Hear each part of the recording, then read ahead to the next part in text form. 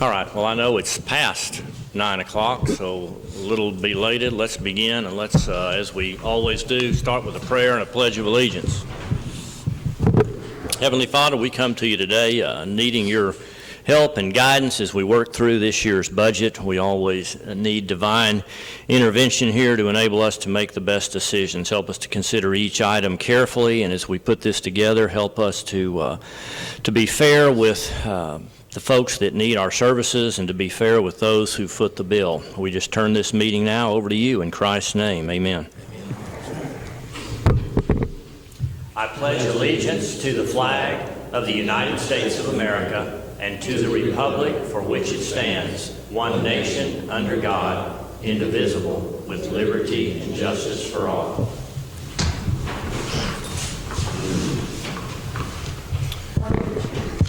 All right, let's kind of discuss the purpose today. There's several of you in the audience, and I appreciate you being here. This is a follow-up meeting that was begun a couple of weeks ago when we met, as we do each year, with all of the department heads throughout the county, and they submit their budget requests to us.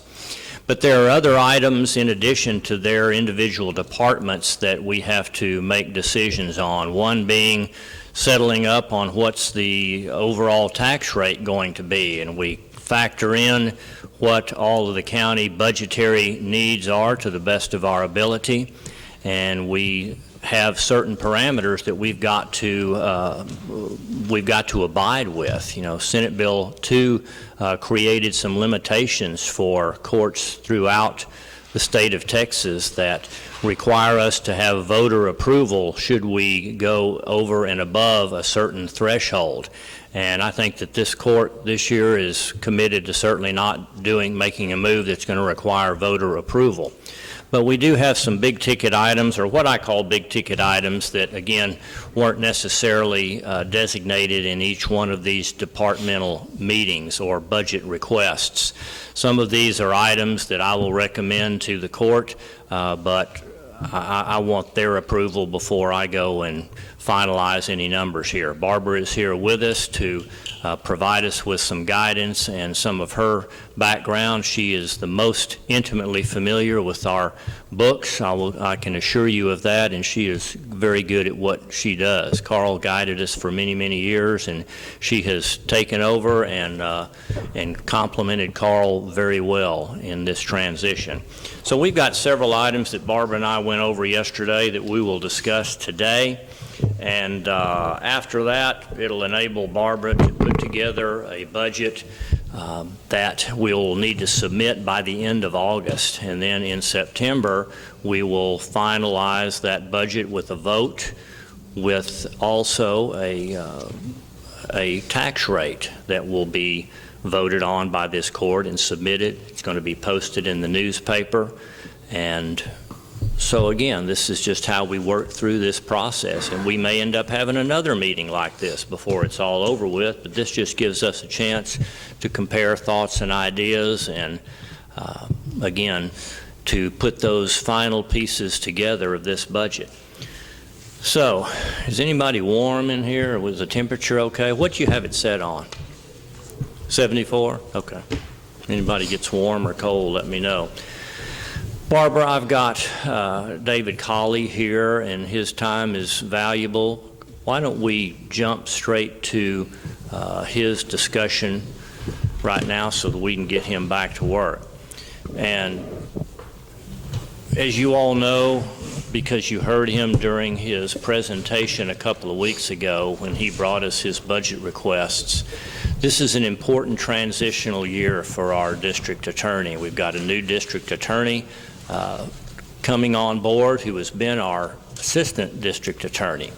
And that office right now is functioning with two guys, with Chuck and with David, and David has given his explanation as to why he feels the need for some additional personnel. And he has got a request that he has made to be able to cover an assistant district attorney, which is yet to be hired, I assume.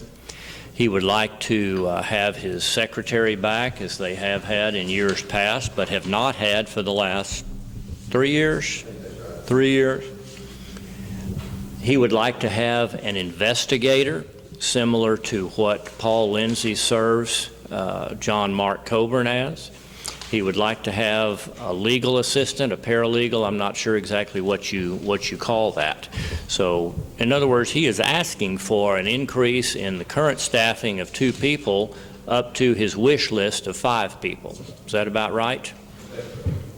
And we share these expenses along with Camp County, and Camp County has given David some guidelines as to how much of his requests they would be willing to fund, somewhere in the neighborhood of $50,000, which would be an annualized figure. David is asking for us to consider these changes beginning first of the calendar year, January, which would essentially be 3/4 of a year.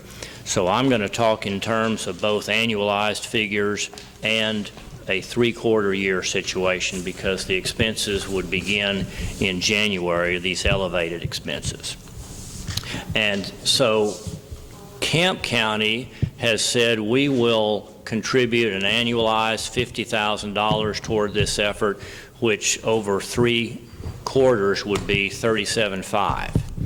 And a comparable amount for us, if we were to say we're going to do what Camp County is going to do, and we typically split this budget up on a 30-70 basis, and so that would put us at about $87,500 for 3/4 of a year.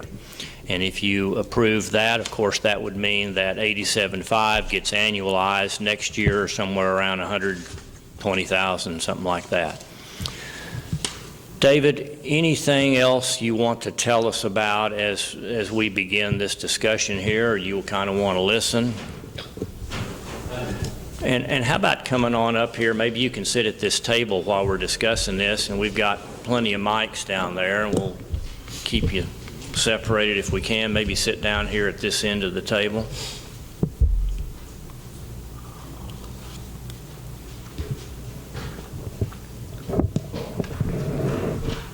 Thank you. I don't really have anything to add that we haven't already talked about.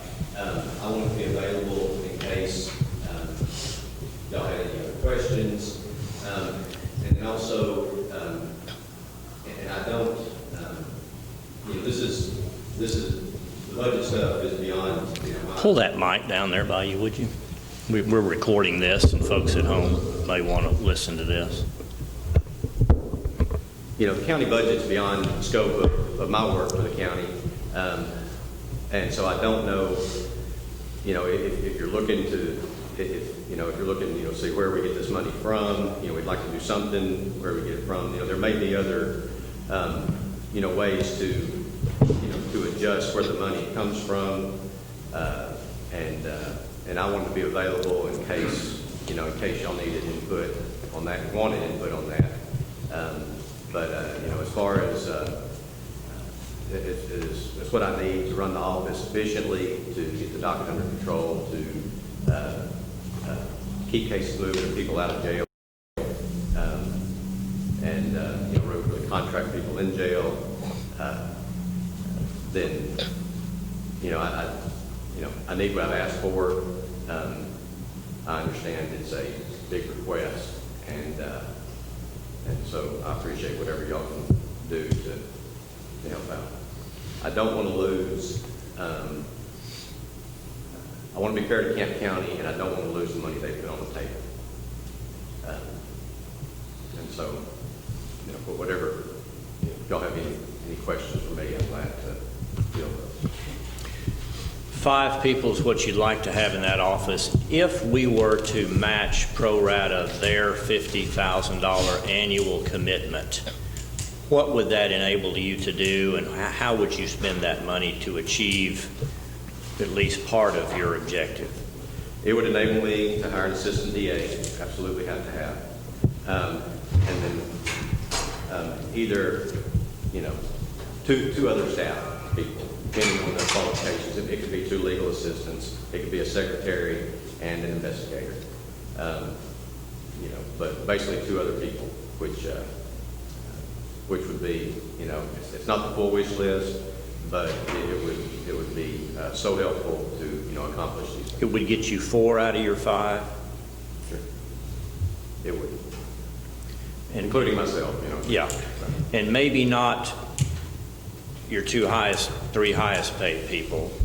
We know you've got to have the assistant. Right. And then whether you got an investigator or not, which was one of the more expensive positions on there, might not be able to achieve this in year 1, but you could decide how you wanted to do that. Right.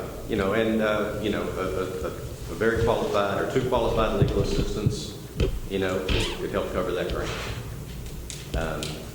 An assistant DA, the amount I've asked for is for somebody with, I won't say my experience, but experience such that, they could be handed a file, go to court, know what to do without me training it. If the candidates were newer and less experienced, certainly that would be they would be paid, less because, I would have to train them, which defeats the purpose up to for a period of time. But then, generally speaking, explain to us once again, to somebody that might be watching that would say, well, you've done it with 2 people, why does that need a change? Why is that not adequate? What are your objectives there without, sure, expressing anything that, you don't have to express it as, well, I don't like it this way, so I want to do it this way. Just kind of generally speaking, explain what these additional people will enable you to do.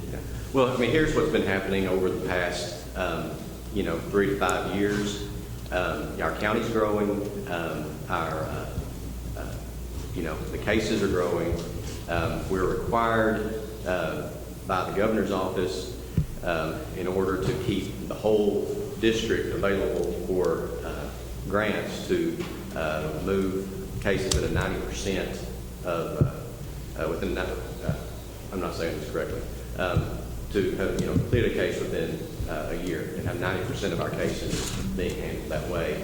And if one group of us, doesn't comply with the city's requirements, that can knock out everybody, city as well, for grants and that kind of thing.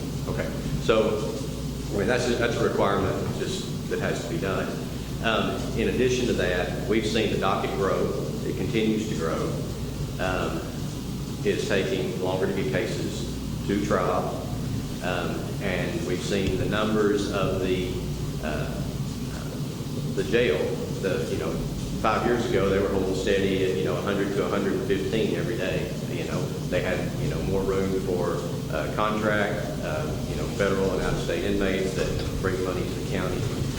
Up before this COVID stuff, which turned everything on its ear for a period of time. They were running at 150, 160. What's been paid, and what that does is restrict, money that can come in on other contract inmates that can come in to help the county. It also creates situations where some of these folks who are have bad medical situations aren't being able to be moved to county court, and that's costing the county money. So those numbers have gone from, I'm not looking at them. 3 years ago, I think the county spent about $10,000 on inmate medical. I think it was $20,000 the next year. And so far this year, I think it's been $50 up until about June or so.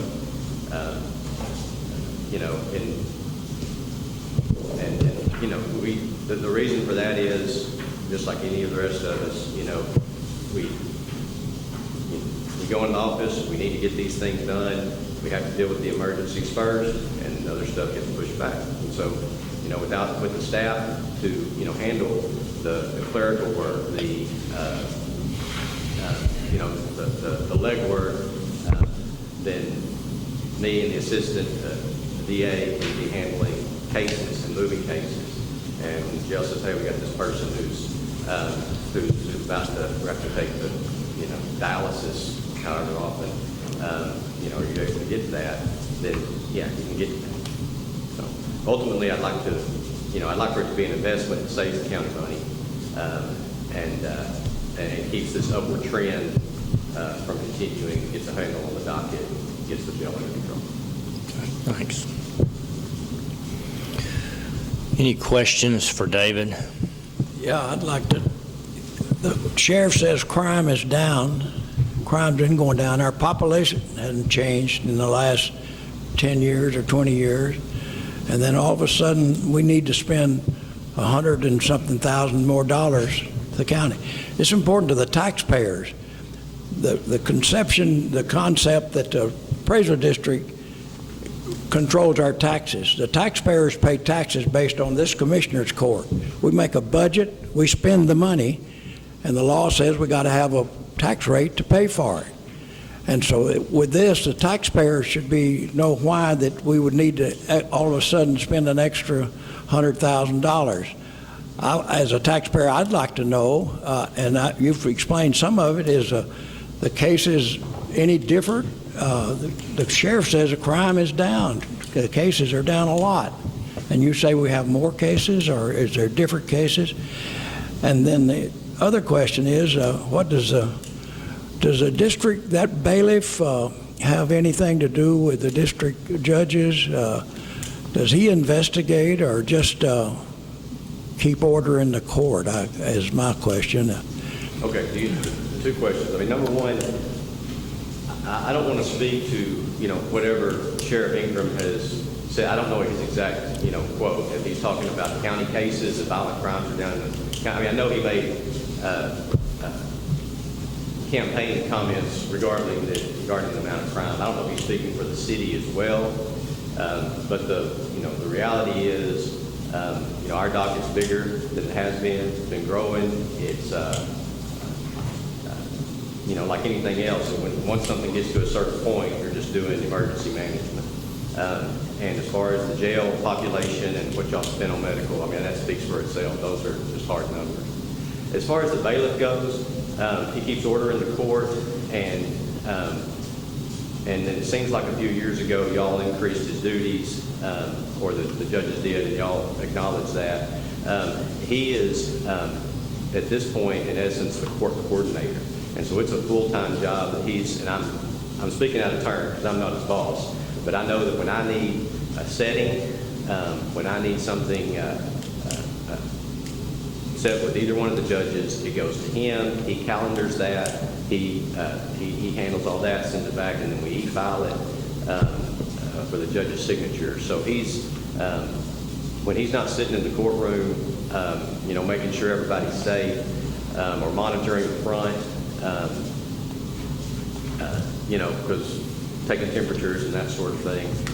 He's back there, at the computer, coordinating, setting cases, coordinating the judges' calendars, and then I don't know what else his duties are with them, but he's not available to help me out. And then that would turn him into a witness if he were, that would turn him into a witness, and then he can't be in the courtroom during a trial, and so then there would need to be somebody else for security. Another question is the county investigator. We have a county investigator here. All the counties, starting 8 years ago, I started asking them why the county investigator, why we had one here, and no other county our size has one. I know this has not anything to do with you, but it seems like that at one time they had a reason to have one, and then you never get rid of a government job. Once it gets there, it grows. And so no other county, our neighboring counties or county our size, and I didn't check all the county our size, there's 37 with the same population in the state of Texas with our same population that we do. And so we created this job back there for some guy that had a wreck. I wasn't here.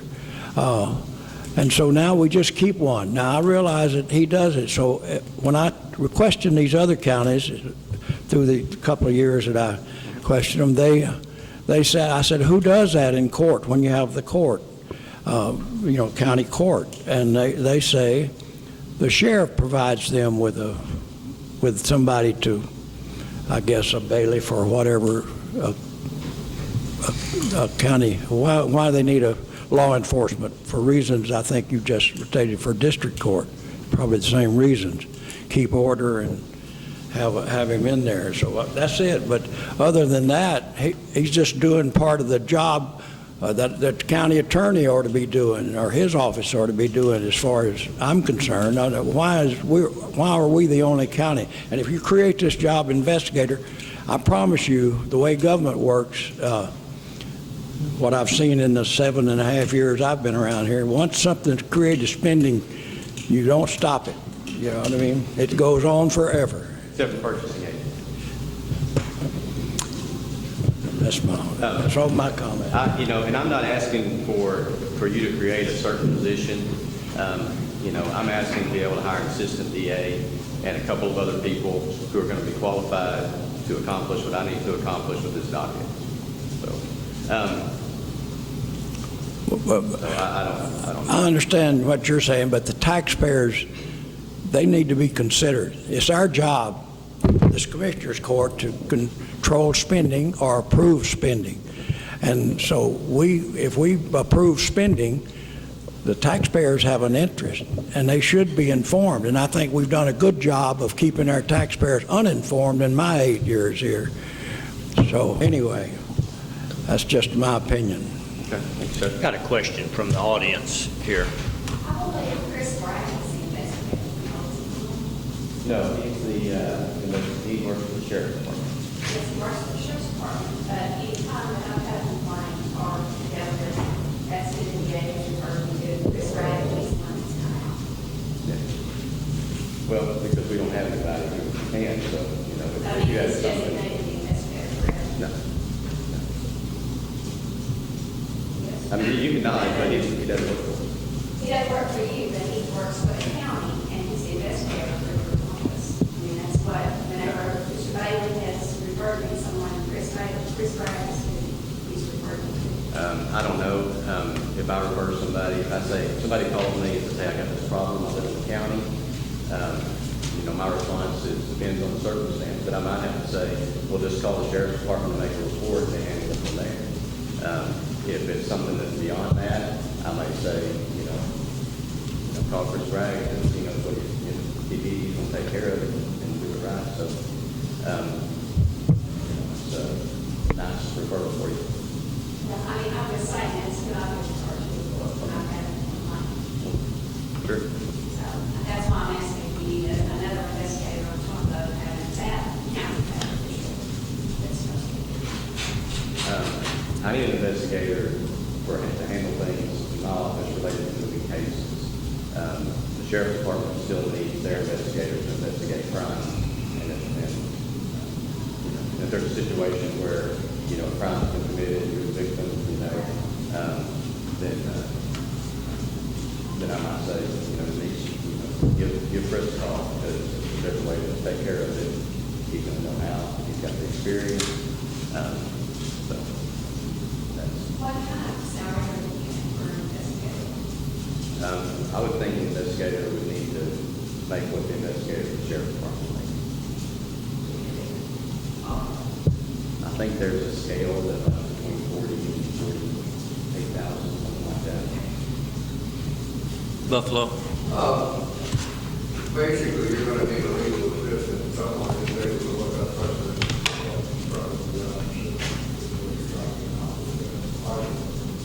Partially, I need somebody who can draft all the documents. So we do family. I'm sorry, what's your name? My name is Buffalo. All right. Native American. And so as part of the duties office, we have to do family violence protection. And you know, You gotta understand, I studied law for how many more than I know law. Okay, I appreciate that. I need somebody who can, discuss appropriately, somebody who comes in and asks for a protective order, how to handle, sorry, I'm turning my back. It's all right. What to expect, how to with the lawsuit and all that. And to draft the lawsuit, to do the e-file, to round up witnesses, to, communicate with them. This is when the hearing date is. This is when, especially officers, but then also lay people witnesses, to the extent I can. I don't mind to get somebody with a subpoena who is going about their day, give them a heads up. This is what you're going to get subpoenaed for. This is what's going to happen. This is the information I want from you. People who can handle those sorts of things allow any people to do the research. Any people going to have freeze to organize life visits, to go through the files, to go through the videos. There's e-files, there's drafts, judgments, not very fine. So basically somebody can handle legal drafting and filing.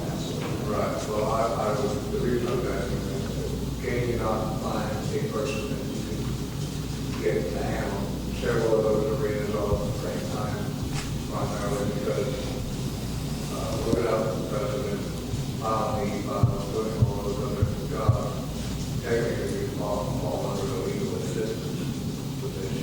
It's going to be, ultimately you have to find a person to do the job you need to do. Yeah. Regardless of what title you put on. Right. The biggest benefit of somebody who will be an investigator is they're going to have a background in how a case is put together on the law. So they're going to be able to look at these hours and hours. Everybody's got a body cam, we've got dash cam, we've got phone searches now, and to be able to go through that without me having to say all those hours, being able to do something else in the case, and then be able to tell me, look, on this video, at 5 minutes, between 5 minutes and 6 minutes, is where the person makes the admission that he broke into the house. Okay, and going through the phones here, these are the phone calls that show the timeline of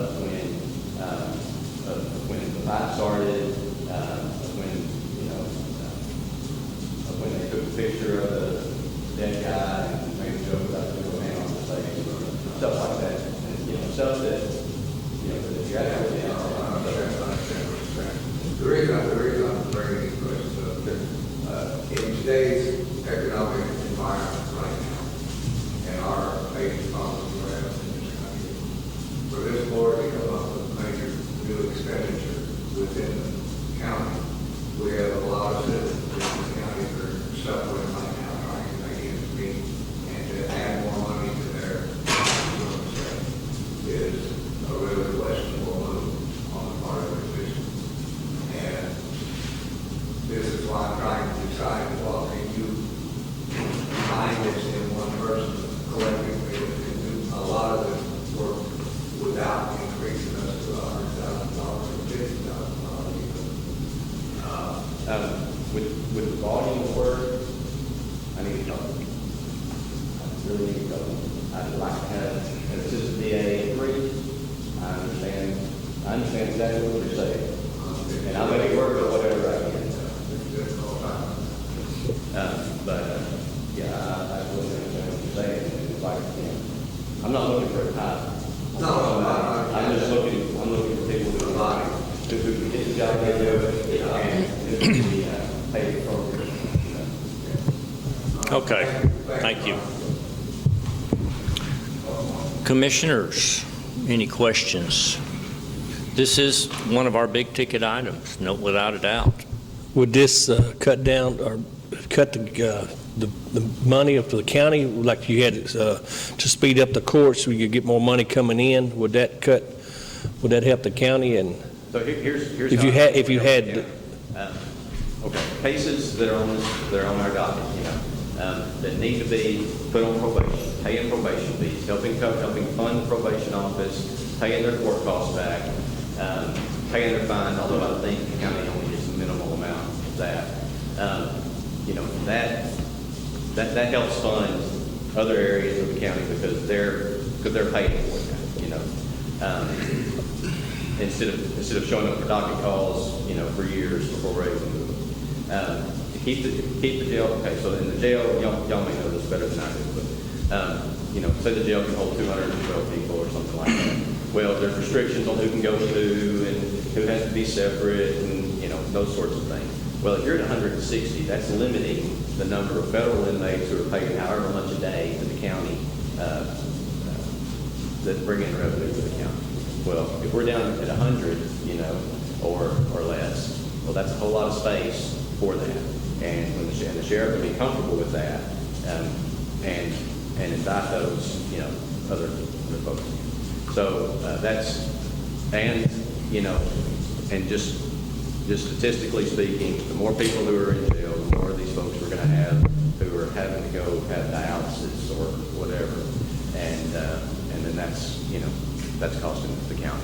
So and this may be idealistic of me, but I would hope that the money that y'all can contribute comes out to a net gain for the county.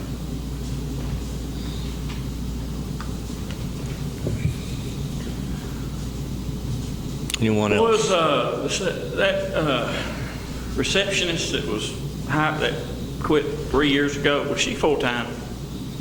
She was full-time, yes. Was she full-time, part-time? Did she have benefits? No. She was full-time, part-time, That's not maybe? something I know about. Okay. She was not a county employee. Yeah. David, you put me on the spot here. I mean, it's a tough year for us anyway around here. Things are tight. So I understand. you run for office. Hey, I like your energy and everything. You're uncontested. But it really makes me wonder, I mean, if you had an opponent, would you get up at a forum and say, hey, I'm going to go in there. I want y'all to give me more tax money. I need 3 more people, So what were you thinking? What would be the district attorney? But when you just had an assistant DA, you knew it was just going to be assistant DA, and what are you thinking there? I know what I was thinking, that you're going to do a good job because you're very energetic, you're very knowledgeable, you're a go-getter. And then that's what we're looking for, an assistant DA. Right. So I felt real comfortable with it. Sure. Thinking, I'm good with this. I'm thinking maybe some of these positions are something we might need to look at in the future and kind of delay this year and say, hey, let's check into it a little bit more, see how he's doing over there. Well, here's the thing. I mean, up until for the past, I don't know, whenever that was, 2008, 2010, when TXU had their big tax issue. Up until that, y'all were funding, part of my salary. Mm-hmm. And then when that happened, everybody needed to cut. It was a big problem, right? And so one of the first things to go was your contribution to my salary, which was fine, because at that point, there was money moving up and down the interstate. There was, I better say it this way, drug money moving up and down the interstate. Mm-hmm.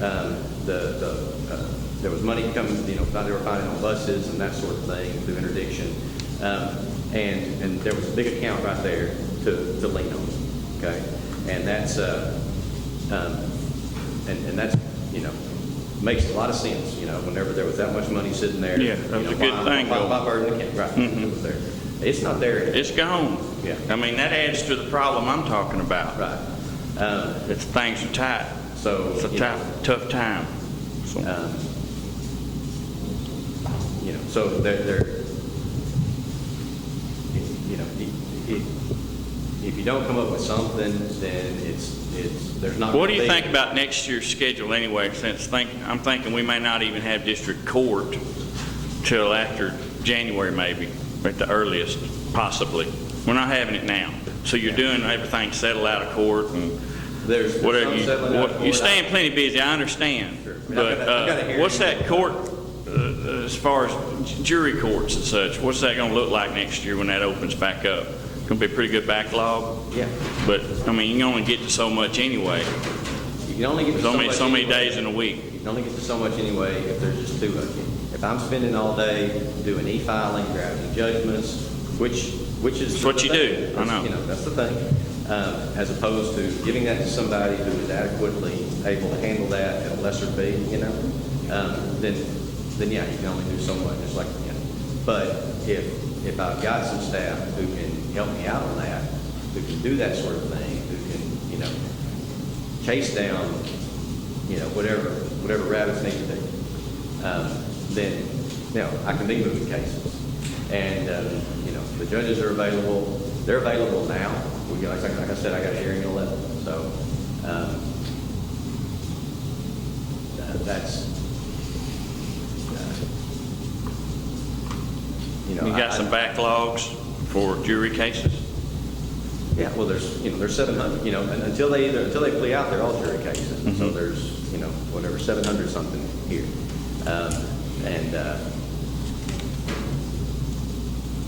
And until you can, until you get the case in a position where the defendant knows that he's got to make a decision.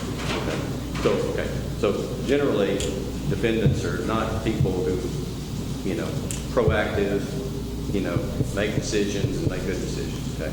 So until you got to get that case in a position where they know and their lawyer knows that you're ready to go. And that includes, having all the discovery out, having all the discovery listed, having, your witnesses subpoenaed, all that kind of stuff. And then they make those decisions. So the cases have to be worked. It's not a case comes in, they just, plea out. But, I'm sorry, I'm getting off track. But, to answer your question, you need the staff so that I can be moving the cases. So I'm not sitting there doing, clerical work, which I've been doing. I ain't complaining about it. But You knew that was what's going to happen. You were hoping it would get better. well, something has to change because the forfeiture account cannot keep funding. Yeah, we're already paying for more. Already paying an assistant DA. Right. And this, so, okay. And depending on what y'all are planning on doing, with the courthouse annex, I know there's short-term plans, long-term plans. Camp County's not providing an office space. So if there's funds there to help in one spot, then maybe more of the forfeiture funds can help cover another spot. And that's part of what I don't know about how the sausage is made here in the budget, but that's. Kent, you got a question? We don't match those funds that the county is going to match. We'll lose those funds as well. Is that correct? We'll lose what fund? We'll lose the Camp County funds? Is that correct?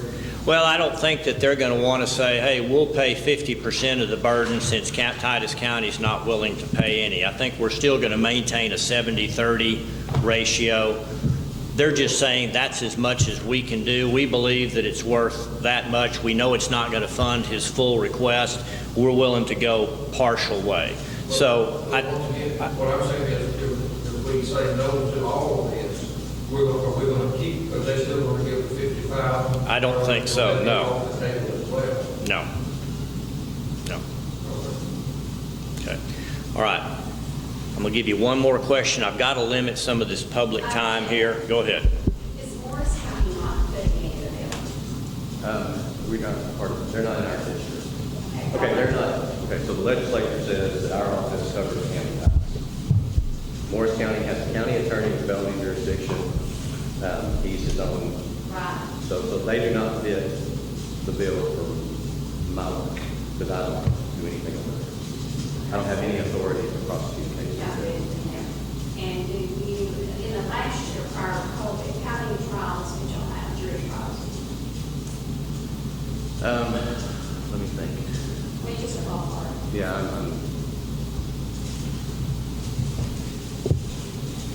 think I had 2 murder cases and a few dope cases. It's hard to remember. I'll be glad. 5, 10? Less than 10. I won't say less than That's 10. a 10 jury trial. Yes. Thank you. Anyone else, guys? Gentlemen, can I interject something here? Sure. Mr. Call, you mentioned about the inmate housing. I've got the records from the previous years. In 2019, we took in $275,000 in inmate housing. So far this year, we've taken in $171,000. So that's about a $100,000 decrease. I don't know the reason for that. That he's talked to you about the fact that the jail's full, and that may be why. I'm not going to give you Well, I don't think that us overcrowding the jail and unable to move cases is a result. It resulted in us having fewer federal or out-of-county inmates. That's what I believe. Do you know different? I don't know anything different. I know that when I talked to Sheriff Ingram, that he has, expressed his agreement that if we could keep the numbers lower, that gives more space for. Yeah, that is a consideration. Our jail is not full. We have more capability. We really don't have a lot of control over those federal inmates or those out-of-county inmates that may come in here. We've never been in the 10 years I've been here at a point where, we can't take your guys and have you pay us $50 a day because we've got too many of our own prisoners in there. So I don't think that's the case. The other thing that I have here that you mentioned was the medical expense. In 18, we spent $41,000. In 19, we spent $62,000, and as of the end of June, we had spent $59,000. So the fact that you said that the prisoner medical expenses are going up, we can see that is. And those can be misdemeanor criminals. Those can be felony criminals who tend to stay longer typically than county. I mean, those can even be some of the city prisoners, although that's unlikely. But that stuff does add up, and it just takes one or two that can really blow your budget there. And that's why we try to keep a close eye on those and not let the big ticket items stay in there any longer than are necessary. Marcus, Judge, can I say something? please. So my office works directly with the DA's office and the judge's office, and right now we have an increase in case files, and I think if David had some help, regardless, and this is my opinion, that he can get some of these cases moving, and in result, we're going to get court costs out, we're going to get the fines out, and people are going to get justice for, part of the criminal justice system is getting justice for people who've had crimes against them. And I have my business, I've been broken into before, so I know what it's like to be a crime victim also. But I think if David has some help, whether it's a little bit or whatever he's asking, we can get some of these cases moving. And ultimately, I would think that we would rather have more pleas than jury trials. Juries cost the county money. And I think if we get some of these people bled out and reduce our case file with some help, I think that would be a big help to our office, big help to the judge's office, and a big help to the DA's office. But I think if he has some kind of help, he can actually get some of the cases reduced down, bled out. The county can get the court costs, the fines, and things like that.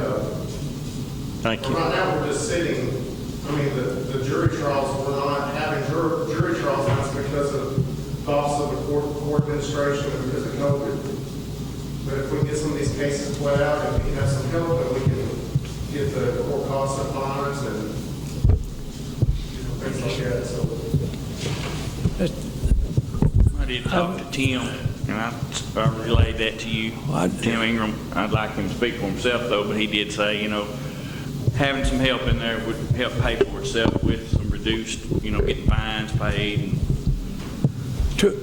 I need to. This is relevant. When Brian Lee ran for office as a county judge, we must have had 400 years. We must have had 3 years of backlog. And he said he'd clean it up. Guess what? He cleaned it up. He didn't hire anybody else. He didn't hire any more people. He had the same people here. Throwing money at a problem, and like the jail, the last 4 or 5 jail reports, they have around 100 or less is over there in the capacity. It's not even close to being full, and the other people stopped hiring us to do we just don't have the federal or the contract judges we have. But throwing money is not the problem, not to solve any problem. And to say we're going to get more money is not, I think is absolutely, I'm against it. My thoughts. Anybody?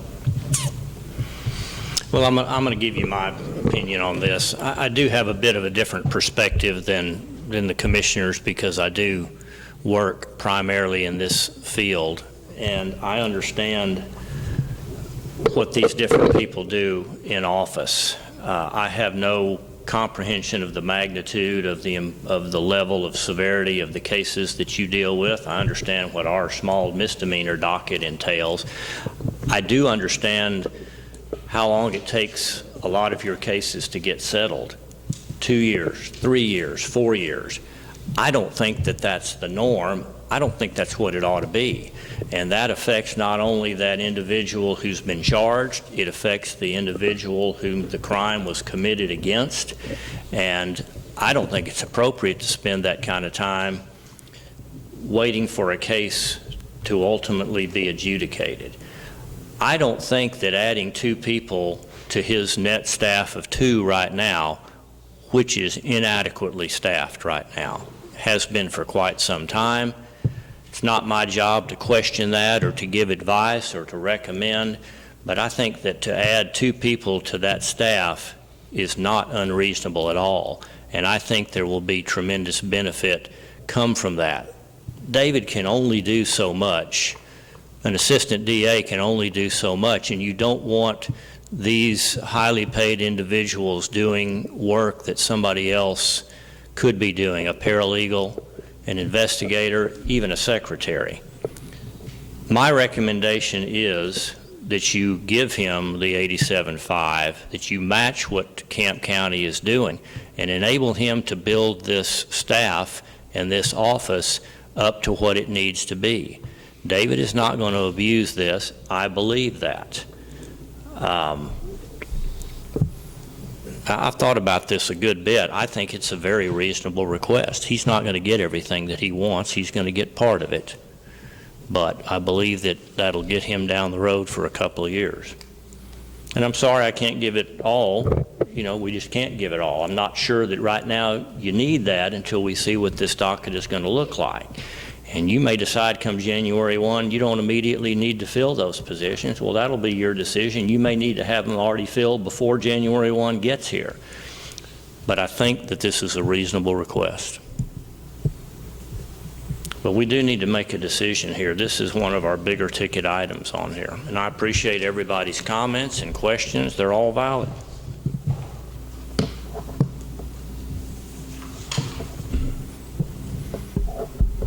I like the idea if you're going to get some help, 2 of those legal assistants, and then each one of you could use somebody that's going to be go-getting all the time. And as small as that office is, I think phone rings, you're going to answer it anyway.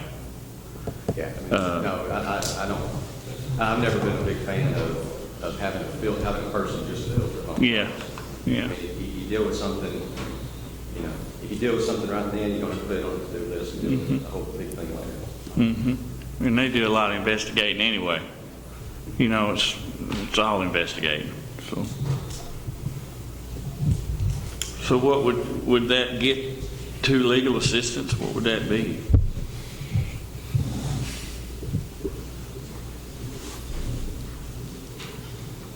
Well, he's told you that if we matched what Camp County is doing, that would give him enough to staff 2 people. Maybe not an investigator and a paralegal, but maybe he could do it with that. Receptionist and a legal assistant, or maybe 2 legal assistants. Right. Mm-hmm.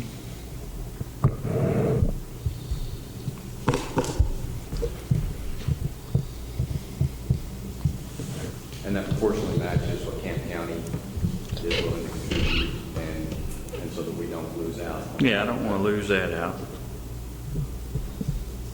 And I definitely know there's going to be more production and caught up.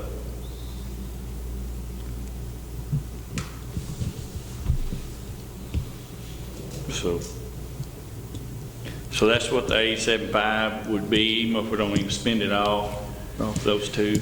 Well, I think you better assume he's going to spend it all. Yeah.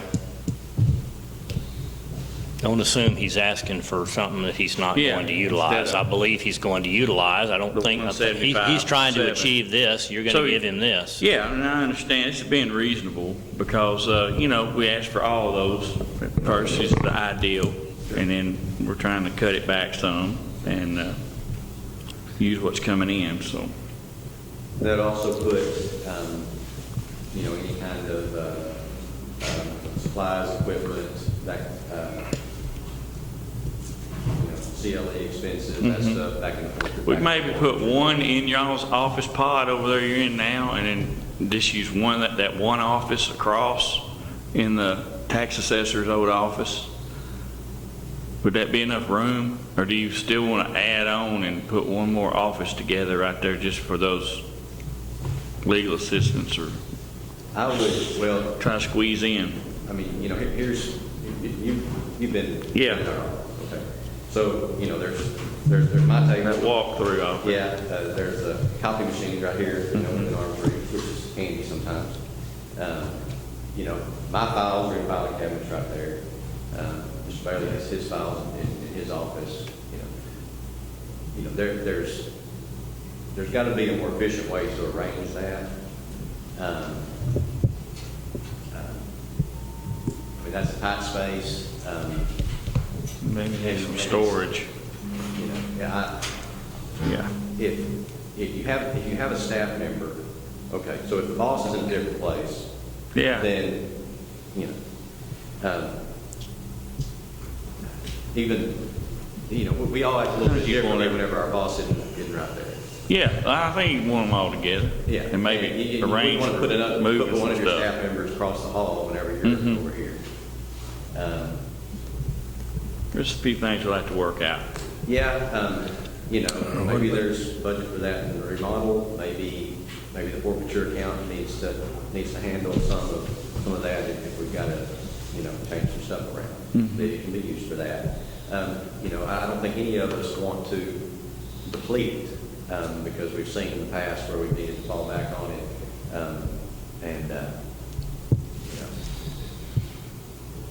but it's just whatever was happening 10 years ago up to about 5 years ago isn't happening now as far as the forfeiture account goes. I don't mind putting some skin in the game from that in addition to, what I would have to if y'all gave me 87.5. I just don't think any of us want to bottom it out. Thank you, David. My recommendation is that you fund him with 87.5 for the 3 quarters of the year in this budget. That's what I'm going to ask Barbara to do. You certainly have a chance to, say no to that before we finalize this budget. Any other comments? If you all are not going to be okay with that, now's the time to say something. Thank you for coming. We'll let you go. Thank you, sir. Thank you, David.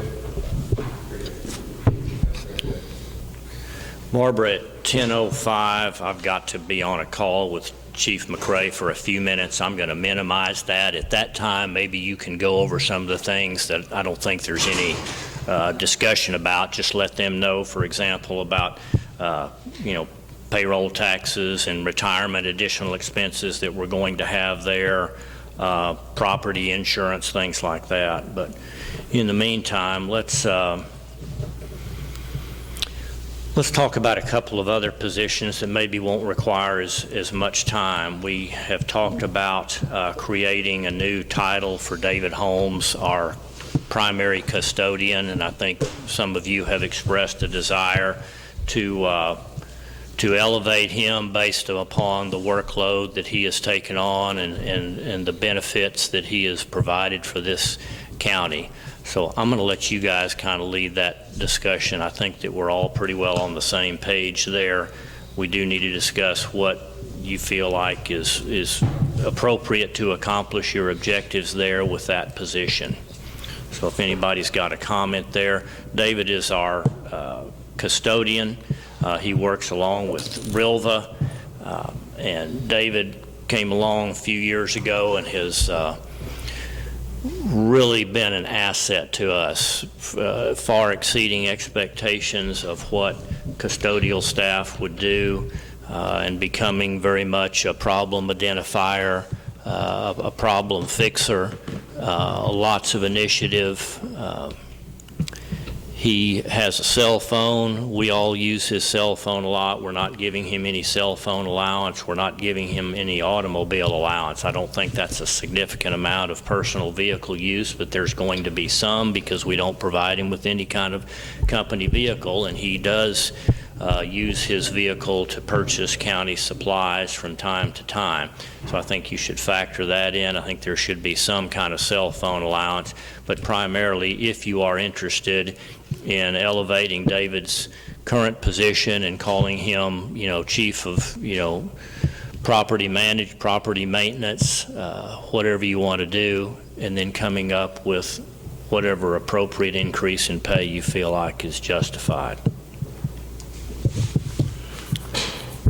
Well, I think we should. I don't know. I don't think we need to start any car allowances. We could reimburse people for the car. No, that's all I'm implying. It's just on a per mile basis. Right now, David doesn't turn in any mileage, and I have talked to him about that. That's a minimal amount.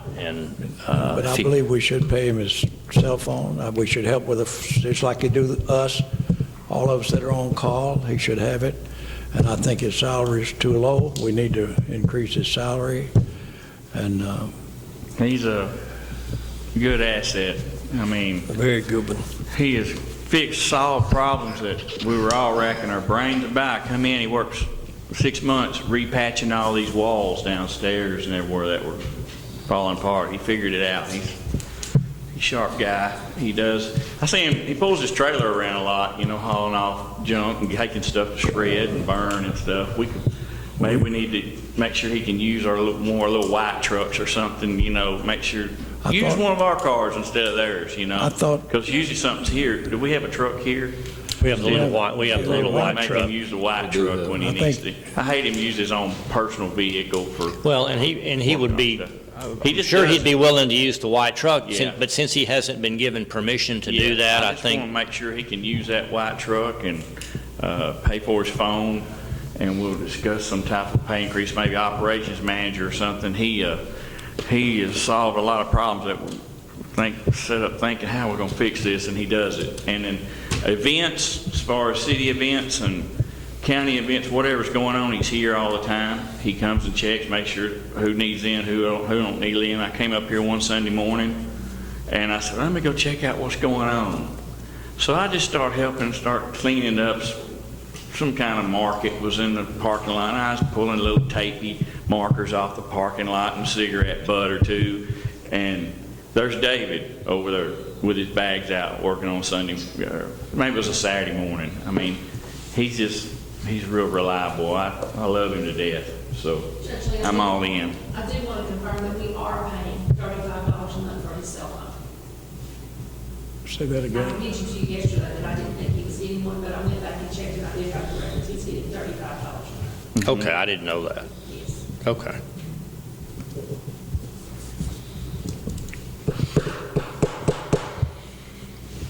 Okay, while I am out, we all wrap that discussion up here, and then y'all talk about some of those other fixed things, Barbara, that are not really negotiables. And I'll be as quick as I can.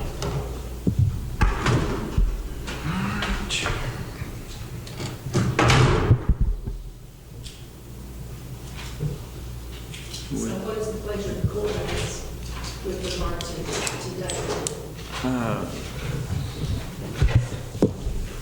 David? Like it's already been said, David's a asset to the county, as far as I'm concerned. You never see him standing around. He's always on the go somewhere doing something, and he's an asset to the county, as far as I'm concerned.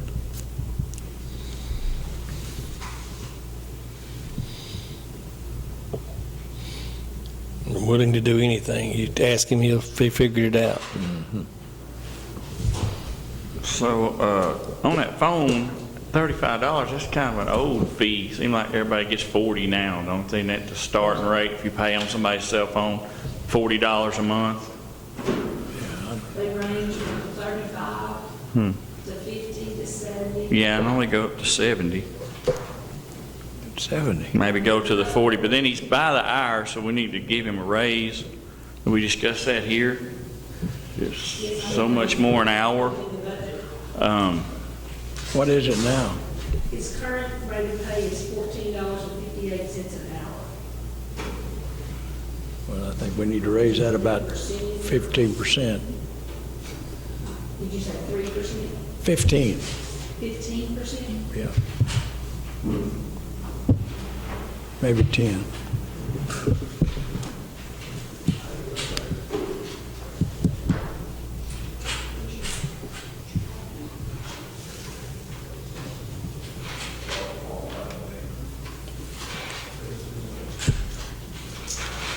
That would bring his pay to $16.77 an hour.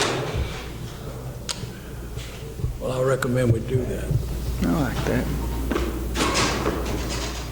1677. Yes, sir. Let's move his phone to $40 a month.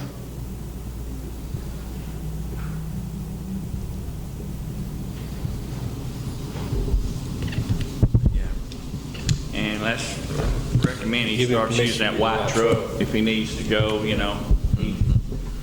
He's gonna do what he wants to do, but I think it would help him some. He don't have to use it much. I think he'll use his Jeep's trailer. He's a worker. What do you mean? He's got me to use my truck to haul the stuff off. Yeah, we all had to work with him before, man. Them guys that work with me, who is that guy in there? He was loading and getting it now. He's all right. Okay. $16.37 an hour, move his phone from 35 to 40, and ask him to use the white truck for mileage. Give him permission for it, yeah. And Yeah. then we're going to update his title to operations manager. Yeah. County property manager? What does the school have? A county property manager? Kent. Go ahead, Kent. Be property manager. Two, 4 years. year and a half, isn't it?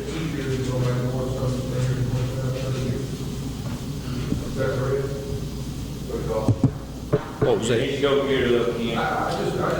Hey, if he's not doing it, we've got our road crews up here loading up and doing it. I do a lot with it when I can. Man, we get something done, come up here to help him, he done did it. Painting outside the building, the same thing you can think of, he does it. So I thought, yeah, I'm gonna bet he's very self-starter. He's working. There's a lot of other property besides the courthouse, the meal center over on Edwards, the ag building down here, the light, electric, all the air conditioners and all those units, and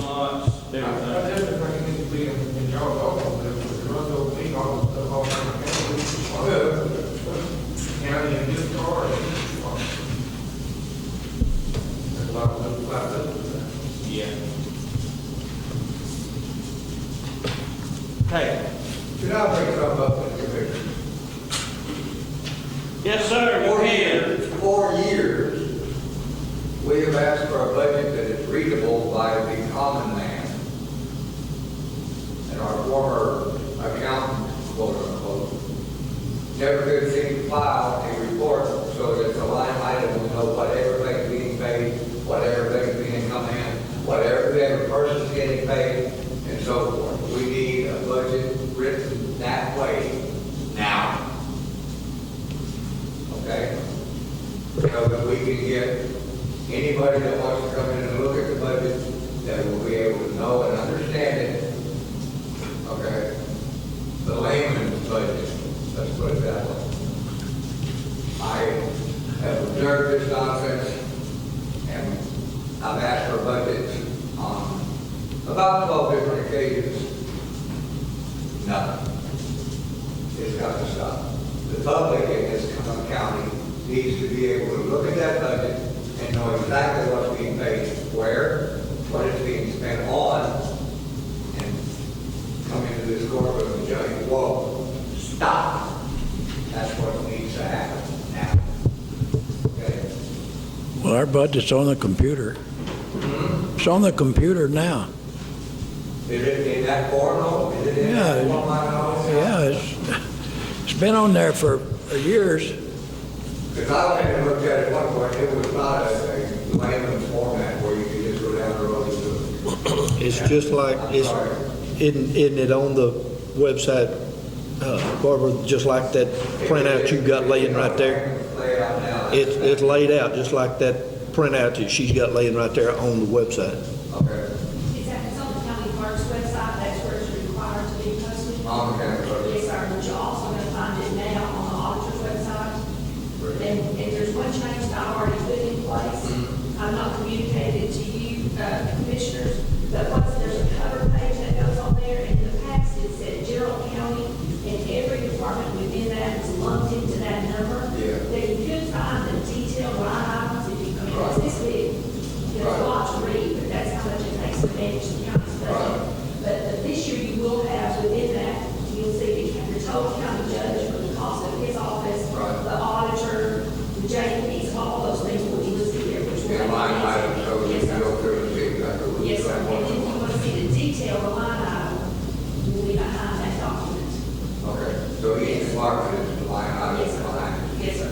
Then you can go through here and find that, but I'm telling you, it's hard to find. If you're not real familiar with how it is hard to find. Yeah. So that's why I wanted to put that out there, it makes it easier for the. Well, that's why I said that, because quite frankly,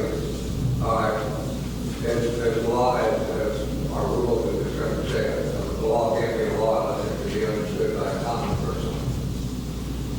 Okay, of average knowledge. That's an eighth grade education. Okay, so to be able, for the people to look at that budget and be able to truly understand what it says, that's what we have to have happen. It's become that critical in this country of late, so. Okay? Thank you. Yeah. Judge Lee asked us to go over some other things that we talked about. The TWC rate, which is the unemployment rate, in 2019, the rate was 0.1%. The rate that we're paying now is 1.6%. It's a significant increase. It is not due to unemployment for people at the county who are filing for unemployment. It's a statewide rate. So that will cost us $18,225. The state is raising it 1.6. Yes, sir, it's going up from 0.1 to 1.6, it's going up 1.5%. So that's going to cost us $18,225. I mean, we're having options for that, but that's one thing that you're going to see in your budget.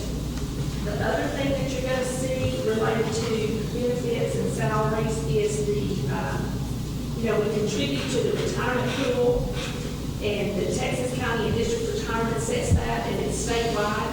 The rate we pay this year is 11.82, and it's going up to 11.88. And that's only going to cost us about $4,000, but still, those are two things together that we cannot control. So those are going to, together, they're going to be a little over $22,000. Some other things that we have, our insurance, our auto liability, physical damage, general liability, law enforcement, and public officials is going up $2,465. We are a member of our interlocal agreement through numerous counties in the state. I think we're pleased with the coverage, but it is something else we're going to have to add to the budget.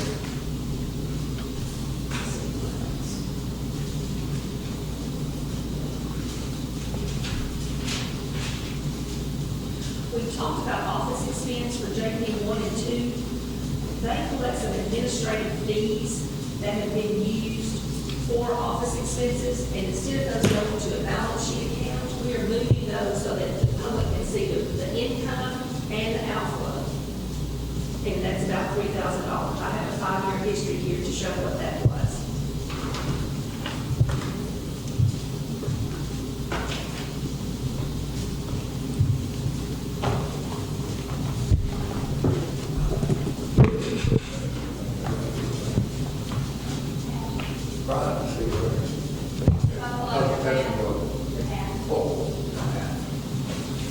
What are y'all on? We talked about, we talked about the TWC rate $18,000. Yep. We talked about the TD, the Retirement, retirement, about $4,000. We talked about the insurance. property insurance. Yes, sir. Okay. Property insurance, $2,500. We talked about the fee, the administrative fees that JP wanted to collect, adding that to the revenue and expense. 3,000 per department per year? Okay. Did you make a decision on custodian adjustments? They did make a decision to raise his pay from $14.58 to $16.77, to increase his phone allowance from $35 to $40, and to ask him to use the white truck when he drives. We did not make a decision on whatever title it is you want to give him. I believe we need a job description in place. Okay, we can do that. We can do that. Okay, thanks for covering those. Let's talk about, let's stay on the big ticket items for now. The fire contract with the city, as I had mentioned to you, we were scheduled to renegotiate that this year. However, in my conversations with Ed Thatcher, the city manager, I asked that he will consider extending the current contract another year to 2 years before we renegotiate that. He is agreeable to doing that with a $50,000 increase this year. There's already, as you'll recall, a cost of living adjustment in that contract that would have increased it automatically. But again, the contract as it was set was due to expire this year, this budget year.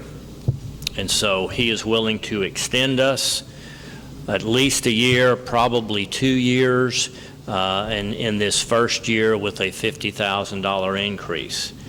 I know that's significant, and for those of you that feel like this is getting higher than you can stand, I'm sure that when the contract is renegotiated, you will have ample opportunity to discuss the overall future plans of that relationship. You know how I feel, that we are still getting, I hate to use the word bargain, there is no bargain in fire protection services.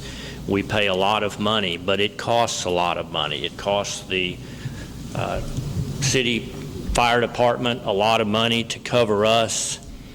However, as the consultant told us back 3-4 years ago, because of the size of our county and several other things to consider, we are still better off and can accomplish the job most efficiently by working together with the city. The city supplements us tremendously, and a $50,000 increase for this extension for this year, I believe is reasonable and I believe is appropriate. Well, you know my thoughts. 2013, we paid $388,000 a year. And now, this year, it's about $890 something. If you put another 50 on there, you're going to $950,000. Sulphur Springs has a county, Hopkins County fire department, and their cost is less than that. And other counties, Wood County, I said, what do you have, county fire department? I said, how many people do you have? He says, 1, me and an assistant. Hopkins County has 7 employees, and then they have some volunteer firemen also. And theirs is about $700,000. This is the highest one of any county fire department that I know of. And I think that there's I don't know what, of course I'm from Sugar Hill, that's about as far away you can get. What kind of time a city fire department gets there, there's not much left. There's not much of a thing. We don't have any, high-rise buildings in Mount Pleasant, and we don't have, why we keep increasing We haven't had any more fires, and we've what's that, double, triple our payment to them. There's got to be a reason. And that's cost consultant, with about a couple of firemen wrote that consultant, and let me, scale size, I can't be present, I couldn't be objective, I was in the trucking business. So, and a fireman can't be objective, I don't think. Always want more, we can always use more in our homes or our jobs, anywhere. And I think it's just, we're just increasing, and we had one fire station just a few years ago. Then we went to 2. Now we want 3. And where is the limit? That's nowhere in the plans at the city to go to 3 fire stations right now. It's just been expressed. And again, we've talked about this before. The question is, do you want to continue to provide the same level of fire protection to all of our county residents that you get right now? You certainly have the option of saying, I'm sorry, folks, we're no longer going to be able to provide you with city supplemented fire protection. You are now going to be reliant completely upon your volunteer fire departments. And if that doesn't work out for you, we're real sorry. You have that option. That would be one end of the spectrum. The other end of the spectrum is to continue to utilize the supplemental services of the city of Mount Pleasant. Now, it's a two-way relationship. The city definitely benefits from the monies that we contribute to them, or that we pay. Contribute's not the right word. We both benefit from one another. They are able to have a higher level of staff, do better training, and they can better protect their own constituents within the city, but at the same time, they're also able to protect us. So working together, we achieve more. What does that cost to do that? I think Chief McRae has provided for us previously, the documentation to show what it costs to run that department. How much of that department do you want to pay for is the question. And I don't know that we have a whole lot of say-so in how much their department is going to cost the city. We do have say-so as to how much of that service we purchase from them. So it certainly will need to be discussed more in depth when you renegotiate that contract, and maybe at that time you decide you want to go a different direction. I still believe there's always a better deal if we work together than if we attempt to try to create our own fire department, and certainly if we try to create an emergency services district where we pile an additional tax on the taxpayers and try to fund a department. One of the primary differences you've got between other cities such as Sulphur Springs that Commissioner Riddle refers to, you've got quite a few professional firefighters that work and live in Sulphur Springs and work in big metroplex areas because they are able to have those strange, odd schedules where they work 48 on and then they're off, or they work a 24 couple of times a week and they're off and they can come back. And you have the benefit of a professional, highly trained, structure-capable firefighter that works in Dallas, Garland, Mesquite, Rockwall, that lives in Sulphur Springs, and on his days off, he's back home in Sulphur Springs, and as a volunteer can provide some pretty phenomenal service on their volunteer fire department teams. We don't have that luxury, and that's not a negative comment against our volunteers. They do absolutely the best they can, but you and I both know what the volunteer fire departments have been dealing with over the last 5 years, and that's a significant reduction in force. We are not the same as we were 10 years ago. Our fellows are getting, and ladies are getting older and less capable and less prepared and willing to go to a structure fire. So, this can be debated forever and ever and ever. Everybody's happy with fire protection until their place burns.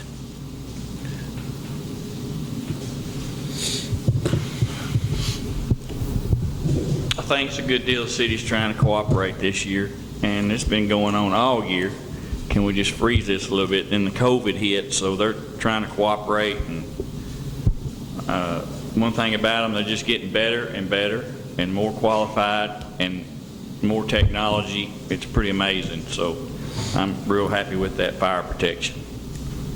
They are not currently discussing a third fire station. I'm sure that before that ever comes to reality, there will be other options discussed there before a new station is built. I believe that that's years away myself. Don't look at this money as monies that they're going to utilize to build a third fire station. But if and when that is done, I think that they will justify that with being able to show you the need for that. And as a result, if you place it strategically, for instance, on the south end of town, not only will the city benefit, the county will benefit from that eventually, whenever that is needed. So when do you think we're going to hear the yes or no on that?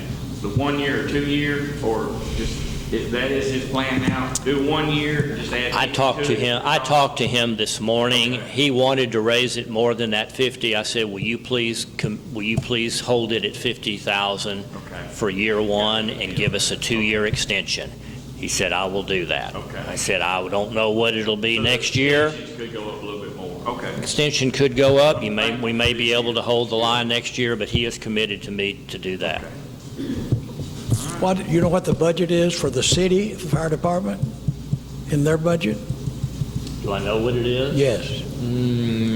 Approaching 3 million, 2.5. Yeah, about 3, and we're going to put in 1 million.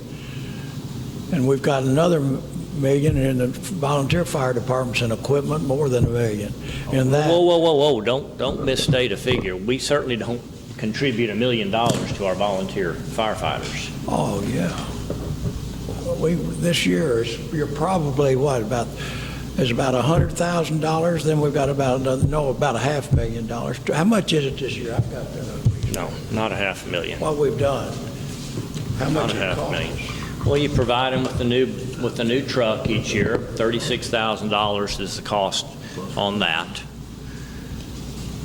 Absolutely, the significant piece of our fire protection budget goes to the city. No argument there. Well, that's a third. Well, it's not a third, you say. Okay. 50,000 is ridiculous, but that's my opinion. That'll be my recommendation. This is your opportunity to discuss, go in a different direction if you like. What would you like to do?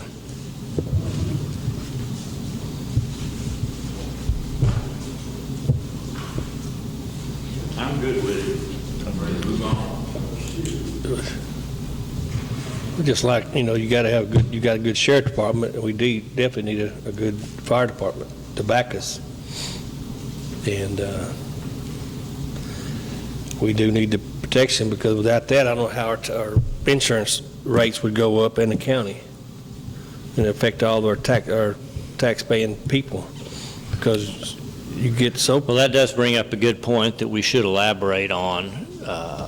Insurance rates for individuals, for their homes, their structures on their property out in the county are contingent upon the level of fire protection that is factored into those calculations. And we have different rates on a numeric scale, and if we tell our constituents that we are backing off on the level of protection we're providing you through the city, then their rates will undoubtedly go up, and we can go all the way up to inability to provide fire insurance in some cases. It's not out of the question. Just say, sorry, we will not sell you fire insurance because of where you live and because of your lack of fire protection. And That's not, there that's, you. I'm sorry.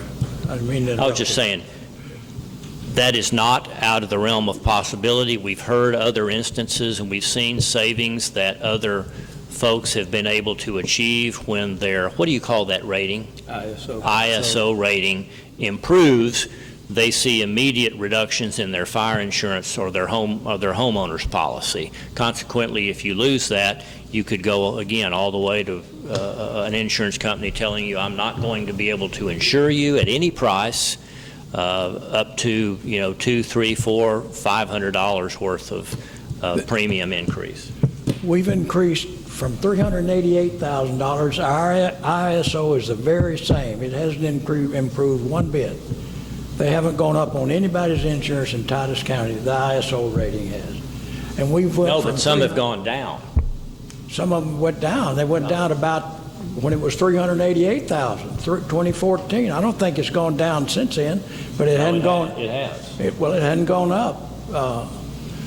So No, it hasn't gone up because we've maintained that same level of care. We hadn't increased the care since we paid $388,000. Yes, We you spent- have. You've had several adjustments in ISO ratings since you've been in office. In the county? Yes. Well, they didn't tell me in Sugar Hill. Well, I didn't say that yours did necessarily. Any of I don't know what that's yours the did. furthest one, fire station from the county. I don't know. Ask Chief Clark how that works Oh, up my there. I goodness. don't know. Oh, okay. Okay. Any other discussion? So Judge Lee, I just want to confirm, we are going to take out the fire truck, the one half of the fire truck that we paid this year, we will remove it. Yeah, as a reminder, we paid in the current year's budget $305,000 for half of a fire truck that we share with the city of Mount Pleasant. That's the second time that we have done that. That was we haven't taken that fire truck has not arrived yet. I think they did a virtual walkthrough on it yesterday. It should arrive here in the next month or so, but we made our contribution on that to the city in December of last year. So that is an item that was budgeted last year that will not be in this year's budget. Yeah, we give them $1,114,000 last year total to the county. Something like that, including including that half of the fire truck. Yeah. Yep. Okay, we've got the fire truck that we purchase one fire truck each year for, what do we call those, brush trucks? Yes, brush We trucks. purchase a brush truck each year for one of our volunteer fire departments. This year it is Tri-Lake's turn. As you'll recall, Chief Logan said that the Argo truck had been delayed. The one that was supposed to have been received during this budget year that we paid, or that we budgeted $36,000 for. The actual building of that truck has been delayed due to COVID, and therefore we may not get it by September 30th. And so even though that was budgeted in the current year, we may have to budget it again if that payment of that truck falls into the fiscal 2021 year. So let's be prepared, Barbara, with two $36,000 trucks in this budget. Again, it's not new money, but we've got to budget it again if it's going to actually be spent in the current or in the new fiscal year. Maybe we'll get it prior to September 30, but I know that they're trying to, these chiefs calling them all the time, trying to get it, yeah. and it's supposed to. And if we get it and we pay for it, it won't be included in the new budget.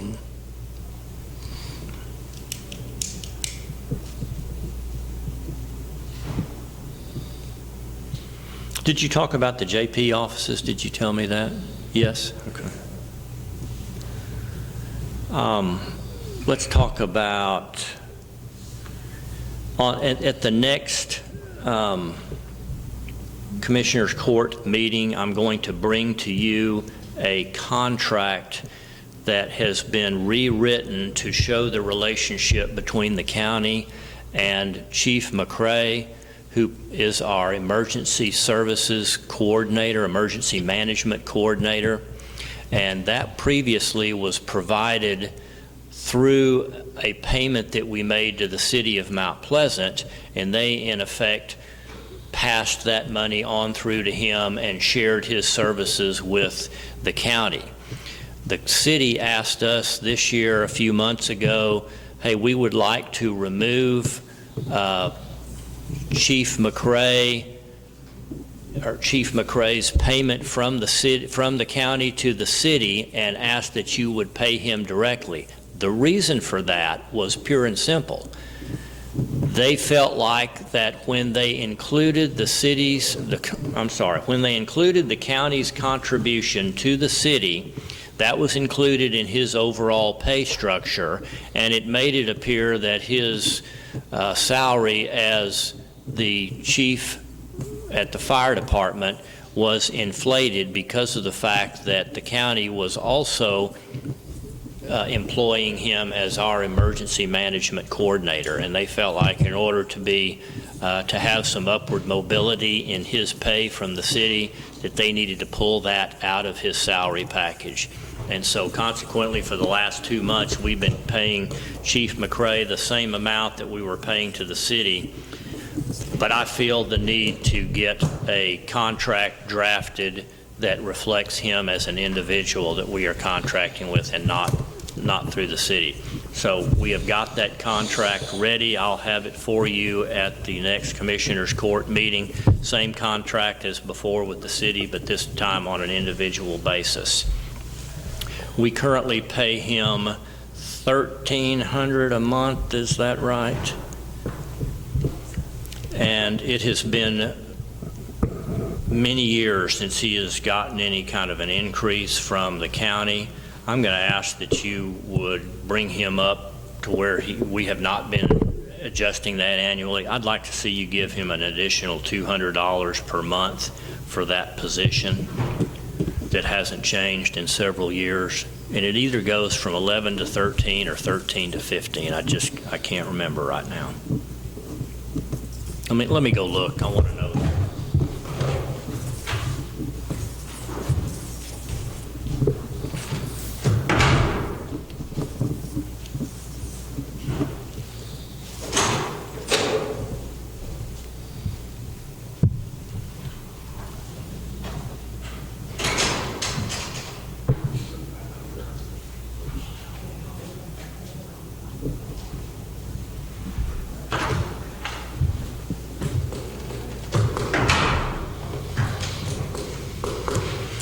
Well, that's the blank I left on there.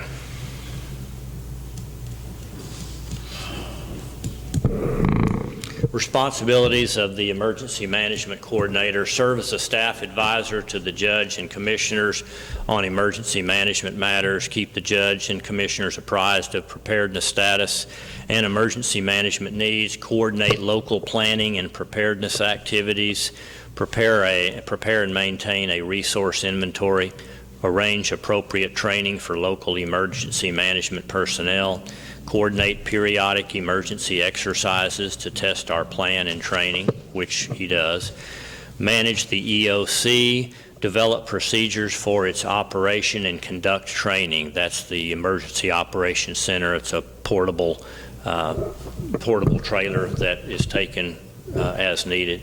Activate that emergency that trailer, that EOC trailer, when required. Perform day-to-day liaison with the state emergency management staff and other local emergency management personnel. Coordinate with other volunteer groups and businesses regarding emergency operations, and manage the Office of Domestic Preparedness grants. Work with Architects Council of Governments to maintain the 911 maps. Bring city and county into National Incident Management System compliance. Chief McRae has been, a real asset to the city and to the county on numerous emergencies over the years, as you all know. Specifically, currently during the COVID environment, he's been a real asset for us. I don't think the $200 is a bit unreasonable. I think that it is appropriate. If we were to go back and have given him a slight annual increase over the years, I think that $200 is reasonable. There's no payroll taxes on this. There is no other benefits. It's just a straight payment amount that goes directly to him.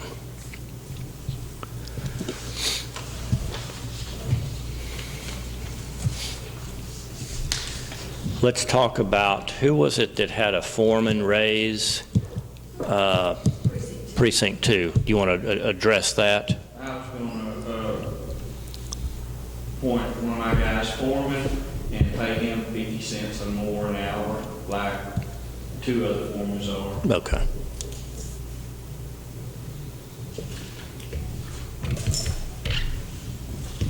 Which it should be in under my payroll budget anyway. I should make my budget grow any. Because it's individual budget. It was included in your budget request, wasn't it? Okay. Let's talk about the health insurance fund balance, Barbara, and when do we think that, and how that will be returned to our overall fund balance? For 1 year, 12 months. Initially, there was some talk about 18 months, but I've checked into that. It is 1 year. So we'll have, that fund will continue to be open. We'll have a little partial budget for that for, through January 1st, through the end of December. A brief word of explanation. We have been for many, many years, 25 years or so, we have had self-funded health insurance for county employees, and back on January 1 of this year, we left the self-funded insurance and went with a Blue Cross Blue Shield policy that's provided by Texas Association of Counties, or what we call just standard health insurance. So instead of accruing essentially or putting $1,000 a month per employee into a medical expense pot and hoping that we didn't overspend it each year, we now pay a fixed known premium to Texas Association of Counties for that Blue Cross policy. And what that means for our benefit is that the monies that we have in reserve in that health insurance pot, I'll call it, or account or fund balance that was used to pay that self-funded insurance claims, we no longer have need for that self-insured fund balance, and therefore can return it to fund balance. And we stand right now, Barbara, again, we shouldn't have many more claims between now and the end of the year when we are able to return that to fund balance. Do you want to hazard a guess as to what that will look like? $200,000, $300,000? I think $300,000 is a good conservative. How does that impact the budget? Does that become a revenue item? We can add that as a revenue, or we can close the insurance fund and just add it to fund balance in general operating. We can transfer from the insurance fund into general operating. Can I get you to move that mic back down there? Well, surely there's what is the appropriate way to do it? Do we have the flexibility on how to do that? Well, it's money that belongs to the county. Yeah. So the decision as to what to do with it is at your discretion. It could be a one-time revenue source. It's money we already have, but it's new money into general county. So you can transfer whatever the balance was into your general county funds. I would suggest that we not do that, certainly until the audit is complete, and that'll be complete at the end of December. But what they're going to look at is as of September 30th. But we can get a pretty good number based on if there's any other cost, any other claims that come out, and then move that in as a new revenue source if that's your decision. At the end of the day, does it matter? That's right, because it's county money. It just moves it from one fund to another. Moves into general. That's going to be what I would suggest. Rather than showing an odd revenue item in the current budget, let's just transfer that fund once it's no longer needed and go from the self-funded insurance fund into the general fund at the end of the calendar year. So again, it's not really revenue, it's just monies that we had set aside in there that fortunately we didn't have to spend all the way down to the end, because we always kept some additional monies in that in that fund to make sure we can pay all those claims. And again, unless there's any other surprise claims that come in between now and then, that's our best projection.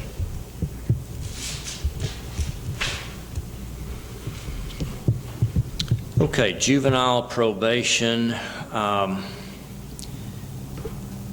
had originally asked for a reduction in what he was budgeted for his juvenile detention, and that is really an unpredictable amount based upon the number of kids that juvenile probation has to pay for to essentially be, jail's not the right term, but they're in different facilities when they're pulled out of society, essentially, and there are different costs associated with the different facilities. But these costs in recent years have been going up. He actually asked for a reduction down to $37,000, $35,000. What was it, Barbara?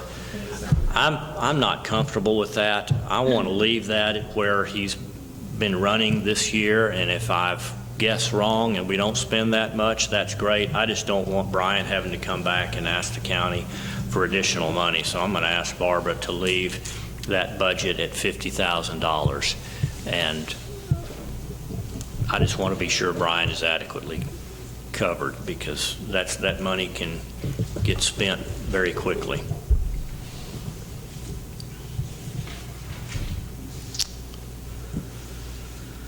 Okay, I think I'm down to the annex. Barbara, what do you show on your list? The annex, the district judges for the interpreters. Yes. One thing that we didn't mention today is the additional insurance for the volunteer fire departments. Going to have a revenue line of $7,500 from grants that they're going to get, and then $9,000 for the cost of that insurance. We have to prepay the insurance, and then the revenue should come afterwards.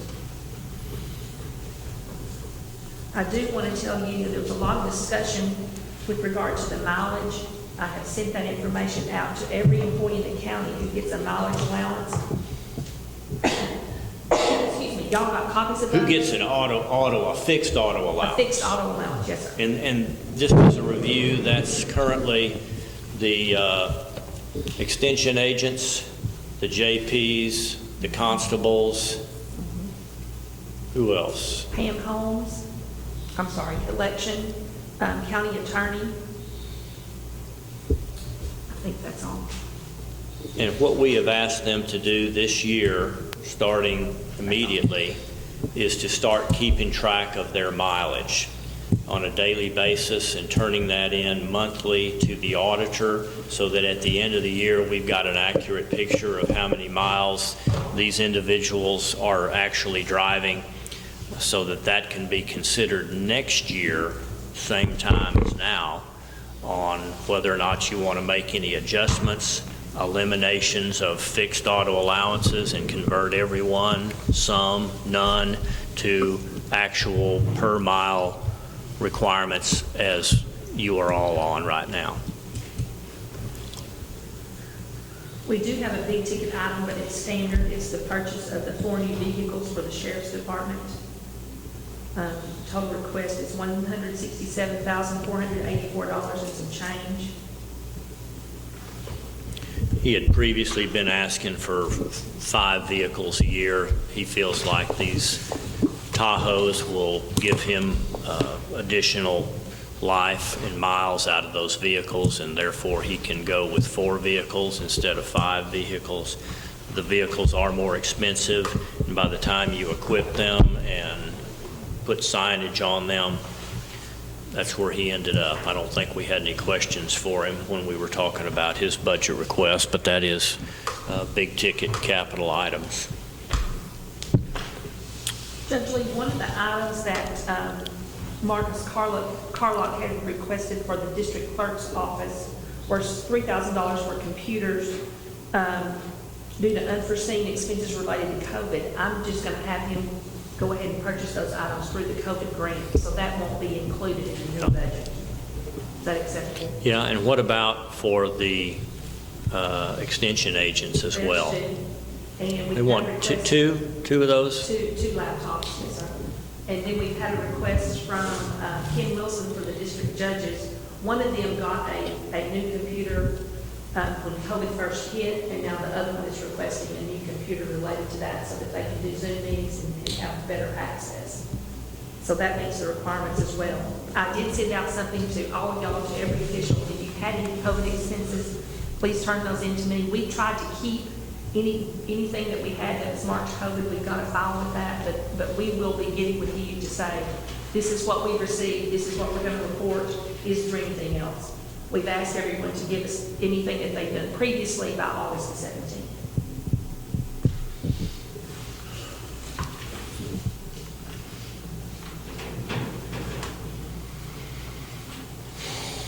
We do have two items of savings. Appraisal district, we currently budget $166,214, and their new budget is $142,773. She's had a savings, and our levy is a little less. You get a percentage, and ours is a little less of the percentage, and that's why that number is coming down. It's about $23,000. And then we pay payroll for our IT costs, and there's one item that we pay every third year, and we paid it this year. So that will be reduced in next year's budget. It's about $20,000 as well.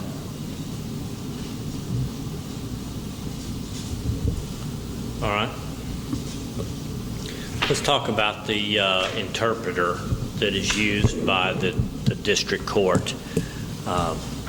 We touched on that at length with our two district judges the other day. As you'll recall, they were asking for a significant increase of up to $85,000 from the current $50,000. And that is an ongoing discussion right now, is as much as I know about that. There is some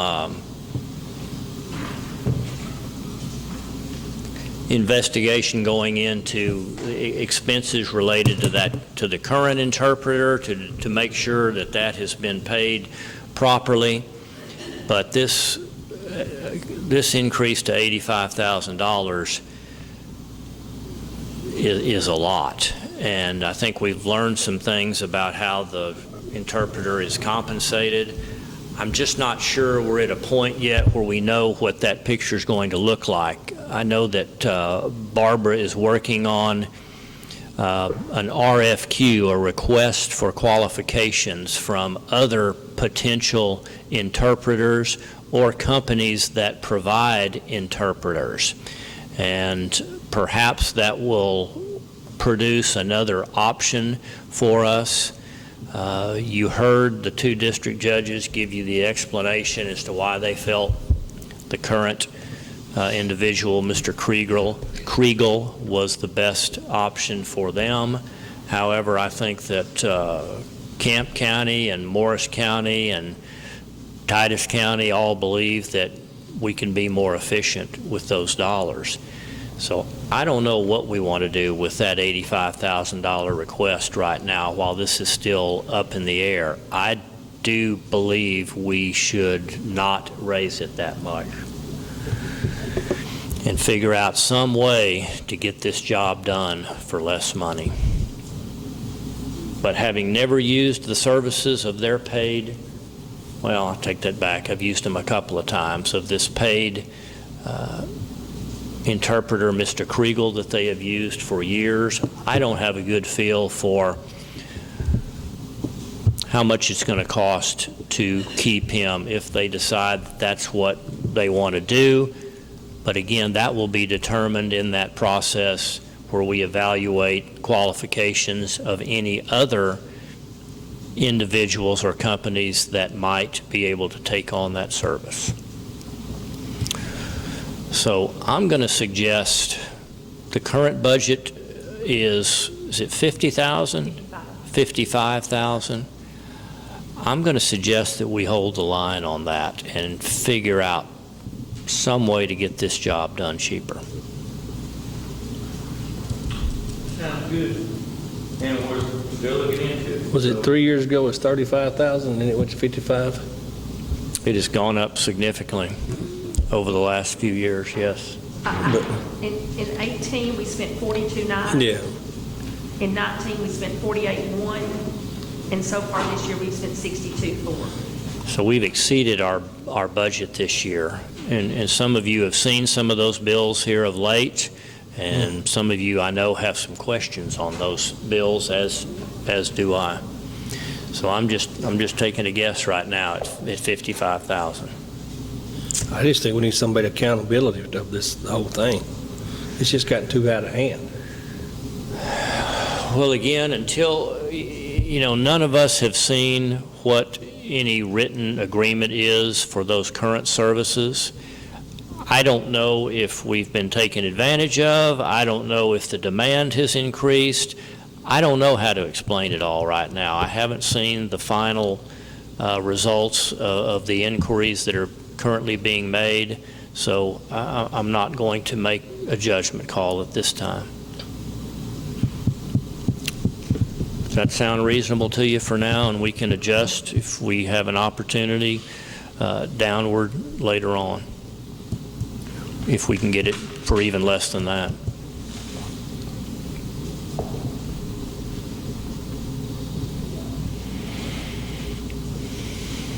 Where does that leave us, Barbara? I have a note related to the district judges for plexiglass updates around the courtroom. I don't have a dollar amount on that, but if we're going to do that, I think that meets the requirements of COVID. But I think every bit of that can be spent out of that grant. But we must pay for it by December 30th. So we've got to get going with that. And I'm not sure that they're going to know exactly what they need by then. So we've got to budget something, you're saying, even if it's going to be reimbursed or payable with grant funds? I think that COVID grant budget is going to have to be amended nearly every court, because what I gave you was just my best estimate, and then we'll see where we're at. And that's assuming we utilize it all, which we know we're not going to utilize all that budget money. All that grant money. Right. So should we plug in our best guess on modifications to Courtroom A in the district court to allow for plexiglass barriers? Why don't we put $15,000 in there, because that's going to include not only something similar to what we've got here, but something for the jury members as well. I don't even know if they'll have jury trials by the end of the year, so I don't know if you're saying we have to have it spent. We have to spend that COVID money by the end of the year. Well, then we better figure out what we're going to do by then. And it's December 30th, not the 31st. Okay. That's strange to me, but that is what the requirement is. Well, the 31st is a Saturday, I think. Maybe that's wrong. The annex, we currently have $400,000 in there. The question is, do we want to leave The that?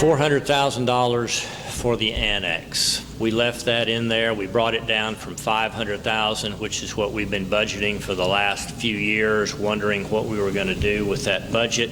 We're really no further along than we were a year ago. The question is, do you want to continue? All that money was there for was to purchase the 2 properties back there at the southeast corner of the annex, in hopes of owning that entire block. Been unsuccessful in getting any movement out of those 2 owners on those 2 properties.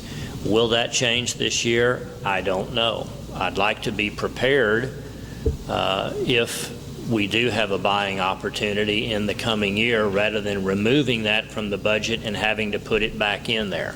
Again, that assumes that is an important piece of the puzzle to get those properties bought, so that we have complete control over that entire block back there for future plans for the annex. I certainly don't have plans in the upcoming budget year to do anything more than purchase those 2 properties, and even once we have those properties purchased, we may still have to work out a lease-back arrangement with either or both of those owners for a period of time. But either way, we need to ultimately gain control over those before we consider any serious building plans on that property. So for that reason, I'd like to see you keep that $400,000 that's currently in the budget at the same amount for nothing more than the purchase of those two properties.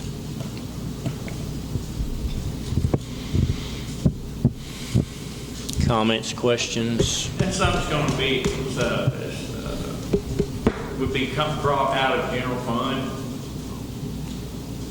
if we get to buy those properties. Is that what that is, or that's going to be? No, that's actually putting.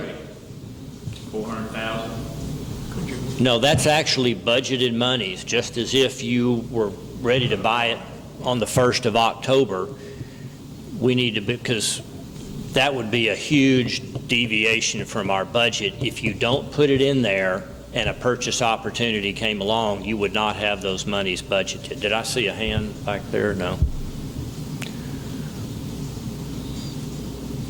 Well, at this time, I don't feel like I want to buy those properties anymore. I think I'd rather just keep the courthouse and just repair as needed.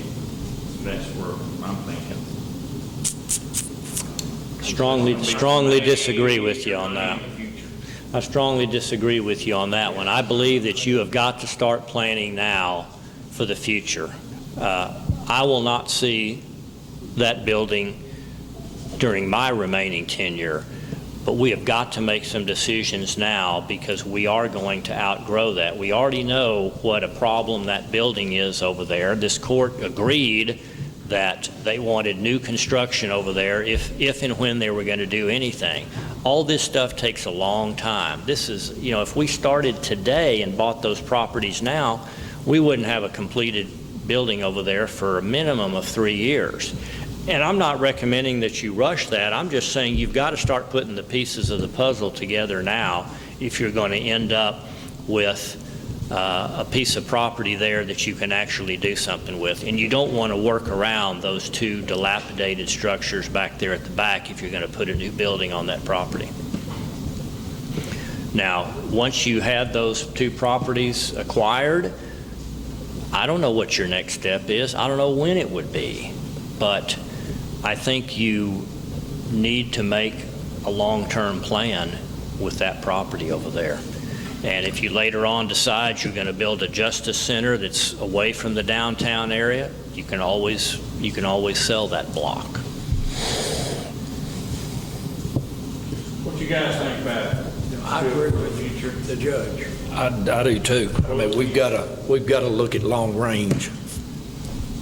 It's not something that we can jump up just overnight and do. It's something that's got to be done. It ain't like, are we going to have to replace some of these buildings or do major Just like last construction? year, the 400,000, since we didn't spend it, Well, it's not it comes back to the 400,000, budget. but the general fund, If we don't spend it, it comes right back to the It budget. just roll over. We didn't. It's the same thing we've done for the last 5 years. I think for 5 years we've been budgeting nearly $500,000. We went down to $400,000 last year, but one time we had that money budgeted for a remodel over there, and I think we put in $500,000 in the budget, not thinking that would pay for the complete remodel, but knowing it would be probably a 2-year project. We funded half of it there. And then last year we decided we're not going to remodel, so that $500,000 for remodel became $400,000 for property acquisition back there in the back corner. And if it's not spent, which chances are good we won't spend that during this upcoming year, but you don't want to be in a position where you decide you want to take advantage of an opportunity that opens up to buy one or both of those properties and not have the money to do it. I see what you're saying. But removing it from the budget, I mean, that wouldn't be a bad idea, but you've got to put it right back in the next year, or the next year, or the next year, whenever that comes along. Okay. Judge Lee, do we need to have a budget for possibly the right-of-way for the Chapel Hill Road? Is it too soon to do that? We want to wait until we get an official notice? You had mentioned that in court. We should have adequate monies. I'm just talking through this. I'm not answering your question here. She's talking about, and it looks like the next fiscal year will be the year that we begin to make acquisitions of right-of-way and, thanks, Kent, see you. We make acquisitions of right-of-way property and utility relocation along the Chapel Hill College Road. In fact, Deanne and I talked last week, and that's going to begin here within the next few weeks, at least the preliminaries. And then that's when we will hire a company that would appraise the properties and help us get that right-of-way parcels purchased from the general public. We've got $3.6 million in reserve that we've had for many years. We spent part of that money on the Harts Bluff project.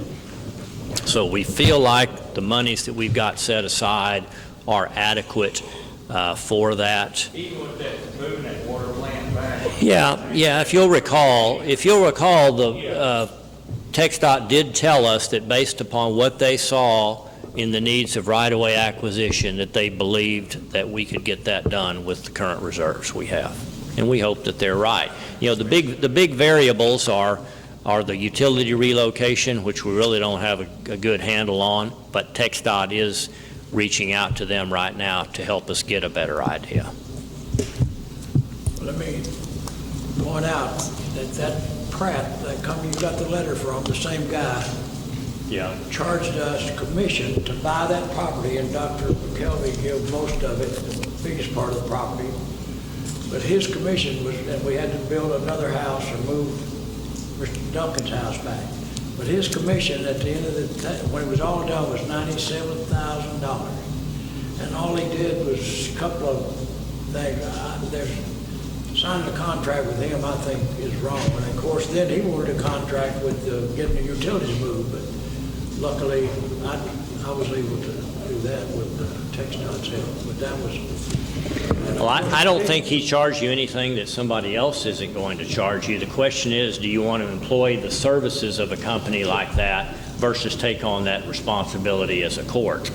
I don't know why you would take it to court. I think the court could have initiated some of the thing, maybe a local realtor, maybe, or something, you know, could do parts of it. Like it's, because there's got to be people like Dr. McKelvey. McKellar. And he would, yeah, maybe so. People that do that, and it's really bad. I mean, I hate to pay a commission to someone, the citizen's willing to give us the land, or almost. I think he would have given it to us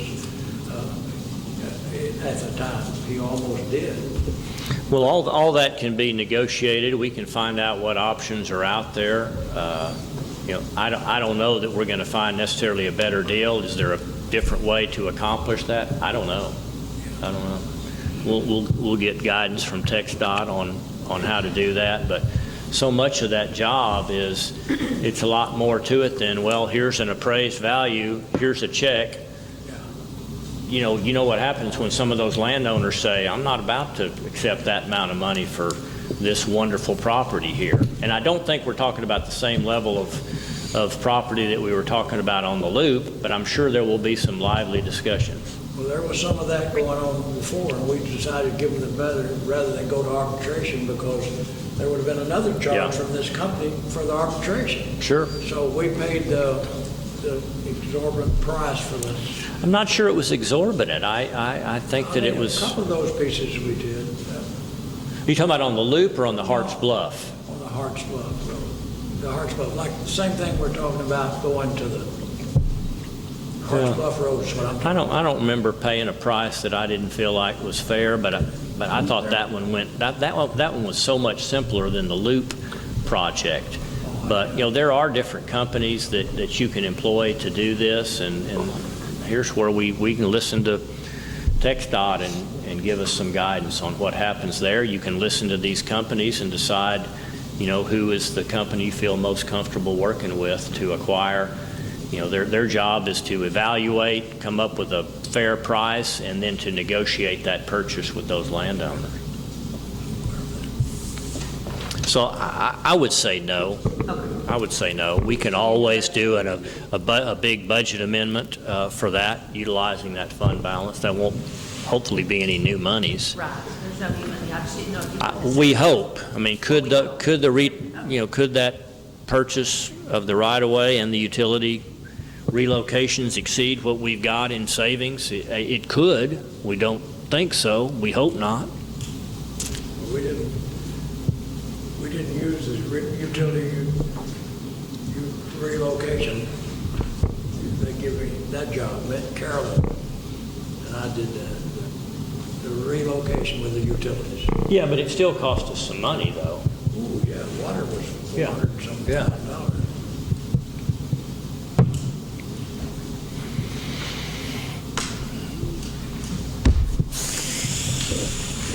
Barbara, what else? We are going to close that special revenue fund, the leftover from the unit system. We already discussed that. That will roll into your budgets evenly. And then we have your individual budgets for road and bridge, as you submitted those to us. It looks like that they're all about the same as what they were, but I believe that Commissioner Fitch has reduced his.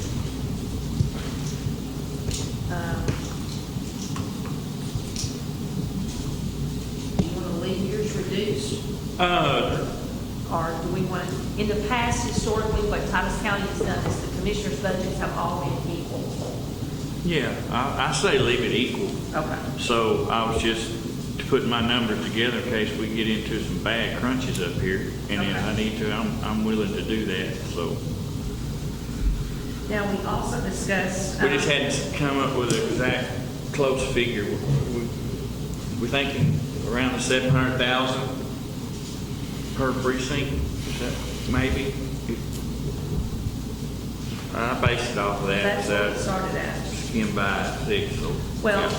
the other thing that we discussed several times throughout the course of the year is adding an item to your budgets for your estimated carryover after the audit is finished, and then adding that as a revenue source, and then putting it in contingency and having that available so we don't have to do a budget amendment after the audit is finished. So I'd like to do that again, but the one thing I want to talk with you about is saving some portion of that just for future. And I recommend, and it's not just me, it's generally accepted accounting principles. You can call our auditor, you can call any other county, they're going to tell you the same thing. It's usually about 25% of your annual budget that you set that aside for in case of an emergency. Having said that, it's not required of road and bridge. It is required of general fund with regard to our bonds, if we're going to get a good bond rating. If we decide to do that within road and bridge and all of our funds, then that will improve our bond rating. We already got an A rating. It's hard to get to an A+. There's always several items to get there. John Martin did tell me that was one of the items they look at to move to an A+, but there's lots of items. So I just need to know what's your pleasure. You want me to put an estimate? What I would like to do is just put an estimate in there for whatever we think it might be, and I'll do that. Everybody's will be different, which will make your budget be different. But the money, the difference will be sitting in contingency. And then when we get the audit done, we'll come back and authorize you to spend that money at that time. Then we'll know what those numbers are. Does that make sense? You said emergency, 25%? They recommend that you save 25% in fund balance, just leftover savings for an emergency in the future. You're not required to do that. The total county, not road and bridge. Well, for general county, you're required to do that. It's just a recommendation that you do for all of your She's funds. talking about road and bridge specifically But right now. yes, Okay. yes. I'd rather have money left over than, like you said, a day emergency comes up, it's there. Yeah. And you're not having to go and put money somewhere else. You're taking it out of somewhere else. Okay. Because I don't plan on spending all I had. I, like I said, wanted to keep 100,000 anyway. Okay. Do you have all the equipment purchases that you're anticipating next year included in your budget, if there was anything that you were going to buy as a shared piece of equipment? The shared equipment's what you're talking about, Joe? Either or? Either or.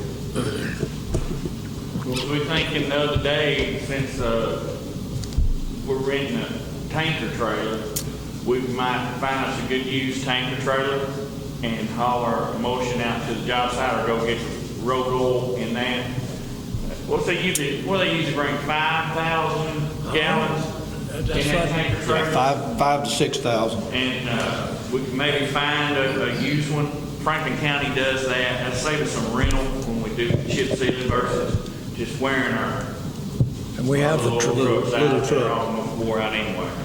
We have a tractor. We have the tractor. Just the trailer's all we got. You think it'd be a good idea to buy that? Absolutely. I think we should. I think we. I mean, in not fact, a lot, not a new one, not a $20,000, No. but a $30,000. But at if we get one for 5,000 or 6,000, I think we ought to jump on We it. still have 19,000 or so left over in the line item for shared equipment. I've got a guy looking for one right now. Maybe 10 or less, something maybe. hopefully. Yeah. Yeah, I But think something we need to be thinking about, so we need to put it in a budget. But that'd be something you'd share amongst, that'd be a Yes. shared piece of equipment. Yes, yeah, Yeah, yeah. yeah. Could we put 10,000 in the budget for it? I mean, 10 would be good. Yeah, mean, I I'd be happy. think we could find something for that without any problem. Yeah, we have to buy a new set of tires for it once when you get a deal like that. Gonna have to do something. That way you wouldn't have to go back, and if you didn't, something happened like the other day, you won't be charged for it. You can sit in the truck, and it'll still be good the next day, Oh, yeah. instead of being charged. I was talking with John this morning about what they did yesterday, and he said that they were running a little over 6,000, or right at 6,000. He said, I was pegging our distributor truck out every load, and they put out three tanker loads yesterday. Yeah. And And you got 3 distributor loads out of each of those. So yeah, we had get 9 loads. three distributor loads out of each one, and so he said that he was talking to the driver and asked the driver, he said, how long in one of these trailers like this, how long can this set and still, be good? And he said, with temperatures like we've got right now, he said, it'll set 3 days in this trailer. Really? Yeah. Well, we better So, jump. We better so I jump mean, on it. if we had something come up and we didn't get it, of course, they'll take it back out there, but they're gonna charge you a restocking fee and all on that when they do that. But if we had that and saw that we were gonna be able to the next day to run again, we could just pull that truck out to the yard out here and to the maintenance barn and let it set till the next day and go back out with it. We So lost an it's- hour and a half. He was gone to go to Greenfield, Yeah. and then one time it was more than an hour and a half. Where does he have to go? Out here, Back out there. by the airport, Ergon, by old Walmart. airport, Okay. Ergon. And he gets roughly 6,000 gallons in that tanker.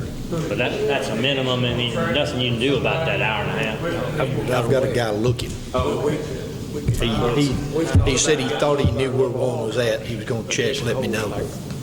1,500 gallons. Okay, 10,000 for that piece? Got that. Just one more question. Y'all have rented some equipment right now. Are you going to purchase those? I mean, I don't see those. I see Mr. Riddle has $45,000 in his budget in capital outlay, but the rest of y'all don't have that for next year. Are we going to wait until we get the contingency and see where we're at before we buy those? So we'll have the contingency there, we can just move it at that time, or what's the plan? Are you going to purchase those, or are you not? My plan has Don't know changed. yet? I was thinking about buying a piece of equipment and maybe, like waiting on what the contingency was gonna be, but I think right now, me and Jeff, working on a couple of different plans. We're gonna maybe rebuild that cat loader. We're thinking that's way too much money for that motor. So I'm thinking about buying a front end loader, to put on my mixing tractor. Then it'll be a 2-in-1 piece of equipment. So I'm checking into that right now. Otherwise, I may considerably less buy a used $10,000 or $15,000 some type of tractor with a loader or something to load my materials. So I was going to pull that from that contingency probably. So for now, we want to just put the money in contingency, and then y'all can decide whatever, because each precinct probably needs something different. I think that'd be the most Yeah. equitable way to do it. That's what. Okay. Because I got, we got mixing, we're tearing up roads, and I rented a tractor to run a shredder, and it's helped me tremendously, because if it didn't, I wouldn't have my roads that I've got tore up and put back down. And so that keeps my part-time guy, he stays busy on it. And I figured that before, I would like to purchase it. Okay. I'll put that You're in not- contingency, wait a minute. and when you decide we'll do a budget. I may know something this week about. You're not talking about shared equipment? No. Oh, okay. No, I released a 100 horsepower tractor to shred with. Yeah. Because we was falling behind on shredding. So the only shared equipment we're talking about is $10,000. Right. For that Yes. tanker trailer, 5,000 to 6,000 gallons. Okay. Can I continue? But that would be a big asset. I put two things at your desk, two reports. One is the budget calendar. I have worked on this extensively with Shirley Dickerson. She has sent it to the attorney, the legal firm, the law firm that they use, and she has approved it. We are about halfway down the first page. August 11th, we need to bring you the no new revenue rates and the voter approval rates. Those are on the second page here. We'll talk about those in just a second. This is our budget workshop. The next thing we need to discuss is the tax rate. We're required to talk about the budget first and then the tax rate, even though really the way it works is you look at what you have available before you can decide what you're going to put in your budget. And then discuss proposed salaries and allowances of elected officials. I think we've done that. Tomorrow, we need to post something or this afternoon, if we can get it ready, post something to the website that shows the no new revenue and the voter approved rate. You'll recall you appointed at my request, Ms. Dickerson, to do those calculations, and she's done those. We did those actually twice because we had them ready to go, and then when we sold the bonds and we had such a savings, we redid those because they came in, well before we had to have this ready. The law says it has to be calculated by August the 7th or as soon as possible. Well, the sale of those bonds was on August the 6th. So that's why we're bringing those to you today. And if you go on through there, you'll see August the 20th is a date that I've set. And it's not up to me to set it, it's up to Judge Lee to set that. But we have to take a record vote. This is something new for Senate Bill 2. A record vote on the proposed tax rate. It's not where you're approving the tax rate, it's just where you're approving the proposed tax rate. And there are timelines within, Senate Bill 2 has got a lot of new and different timelines. So I would respectfully request that we have a meeting on August the 20th to take a record vote on the proposed tax rate. You can read those things right there. The salary and allowances of elected officials, notify those. And then on August the 31st, we'll have the budget filed with the county judge. There's something that's new this year. We have to have the tax rate calculations. Those are the actual forms. It's long, but we have to file that with it. We have to what? What did you We say? have to file the actual tax rate calculations, the worksheet where the calculations that Ms. Dickerson did. Where does that get filed? Just with the It's filed clerk? with the budget in the county clerk's office. Okay. We don't have to post that? No. Okay. No, sir. And then if we follow on through there on, things are a little different this year too because our newspaper is only published on Saturdays. Wednesday does that online publication. I don't believe that meets the requirements, so we're scheduling everything around the actual Saturday dates. That's we're going to publish in the newspaper the date, the time, the place for the hearing, for the budget and the tax rate. We can do those at the same time. The notice that we're going to publish, the reason why we're going to ask you to make a determination on the proposed tax rate is now there are two different notices that you must publish depending upon, you only publish one, But whichever tax rate you set determines which notice you put in the newspaper.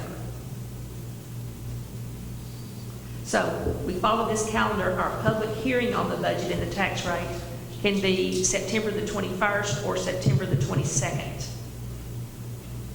That's a Monday and a Tuesday. And then we would adopt the budget on September the 28th. And down at the bottom of that, I have the wording, the verbiage that you must use if we adopt the tax rate more than the no new revenue rate. So I would ask that you, So we need to meet again before, on the 20th? yes, sir.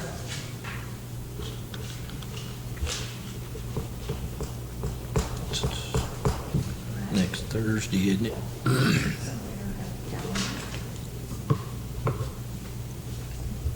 Is there any leeway on that date of the 20th? Well, we can do it on that Thursday.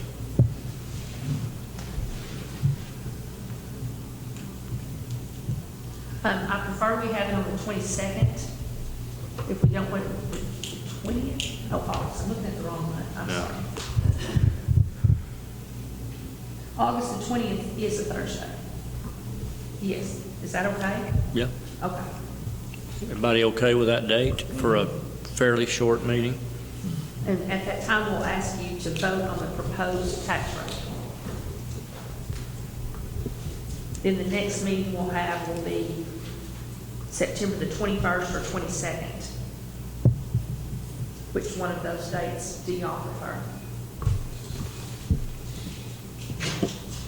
That's the public hearing. We only have to have one hearing. That's the public hearing on the budget and the tax rate. You can do those hearings separately, but they're so intertwined, I don't know why you want to do that. I think traditionally we've done it, if there was two, we would have one on a Thursday and then another one on Monday. I would say the 21st. The 21st, okay?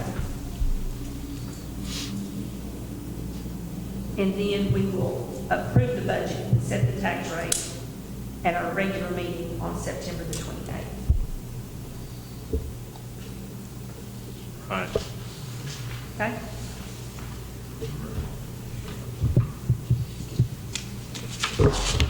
The other item that I put at your desk relates to the tax rate calculation.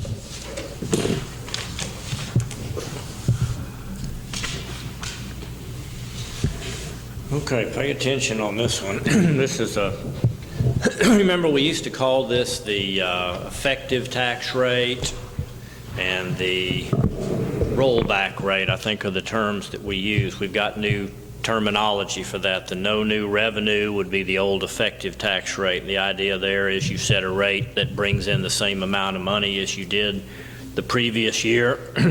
And then that rollback rate or the voter approval rate becomes that rate at which if you exceed that, you have to have voter approval in order to do that. So let's walk through these one at a time. Barbara, you explain it well. You go ahead. Okay. Get a little closer to the mic. So closer, I'm sorry. You know I sound like a hick now for sure. We all already do. knew that. We all do. The 2019 tax rates, the INS rate is .0762 and the M&O rate is .3980 for a total tax rate of .4742. That's where we currently are. That's what we voted on a year ago. That's what everybody's taxes you just paid in January were based upon.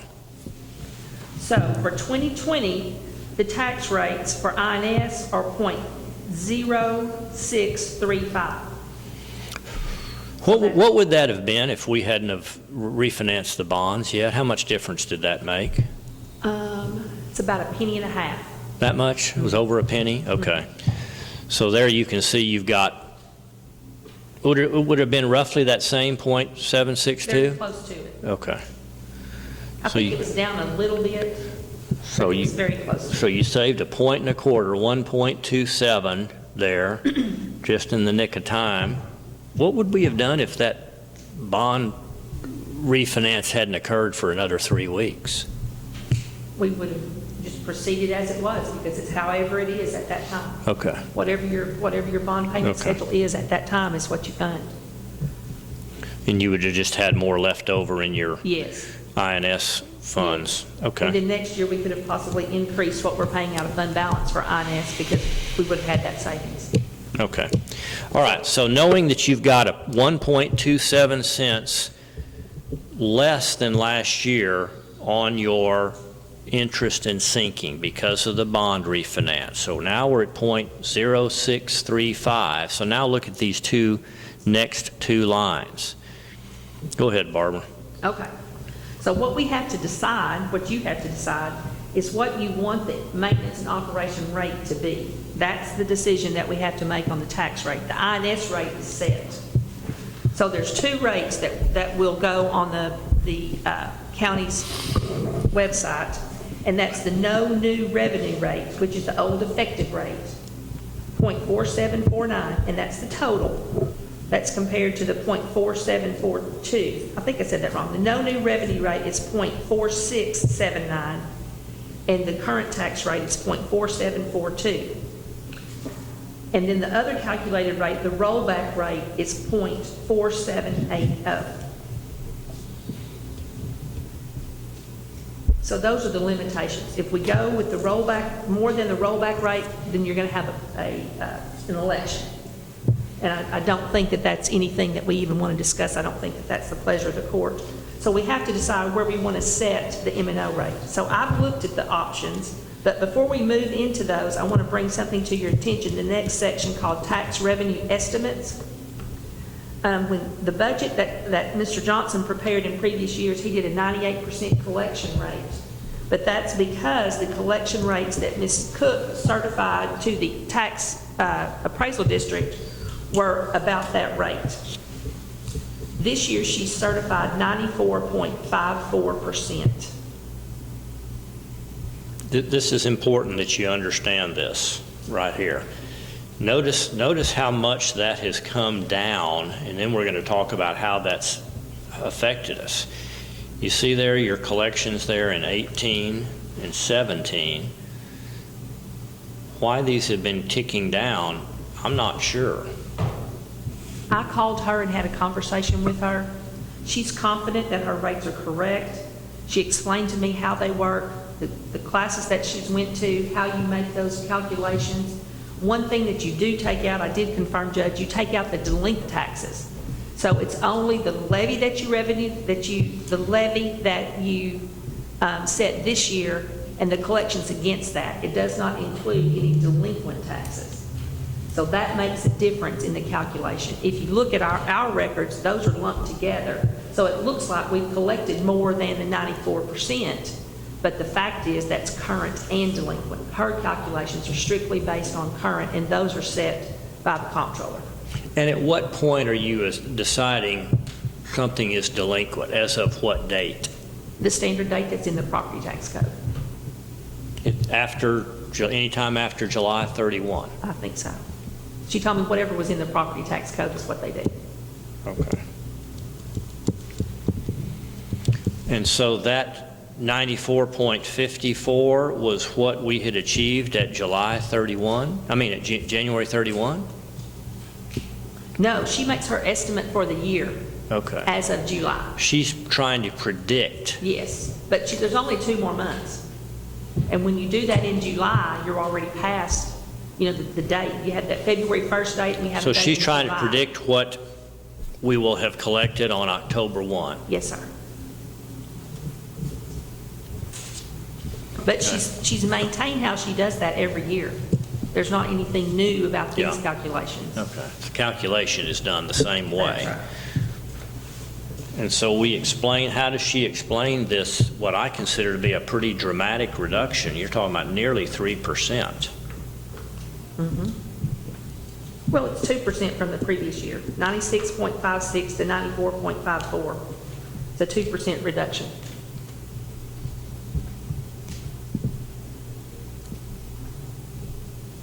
She is confident in her calculations.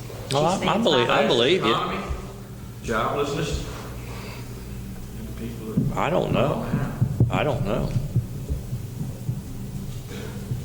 But in any case, those are the numbers that we have. So when we calculate the revenue, you multiply whatever tax rate y'all decide by the taxable values, and then you reduce that by the 94% collection rate. In previous years, the county's done that at 98%. So there's a difference there in the you know, what you think the revenue's going to bring in, what you think the tax rate's going to And bring we can use something different than what she We can. tells us? We can.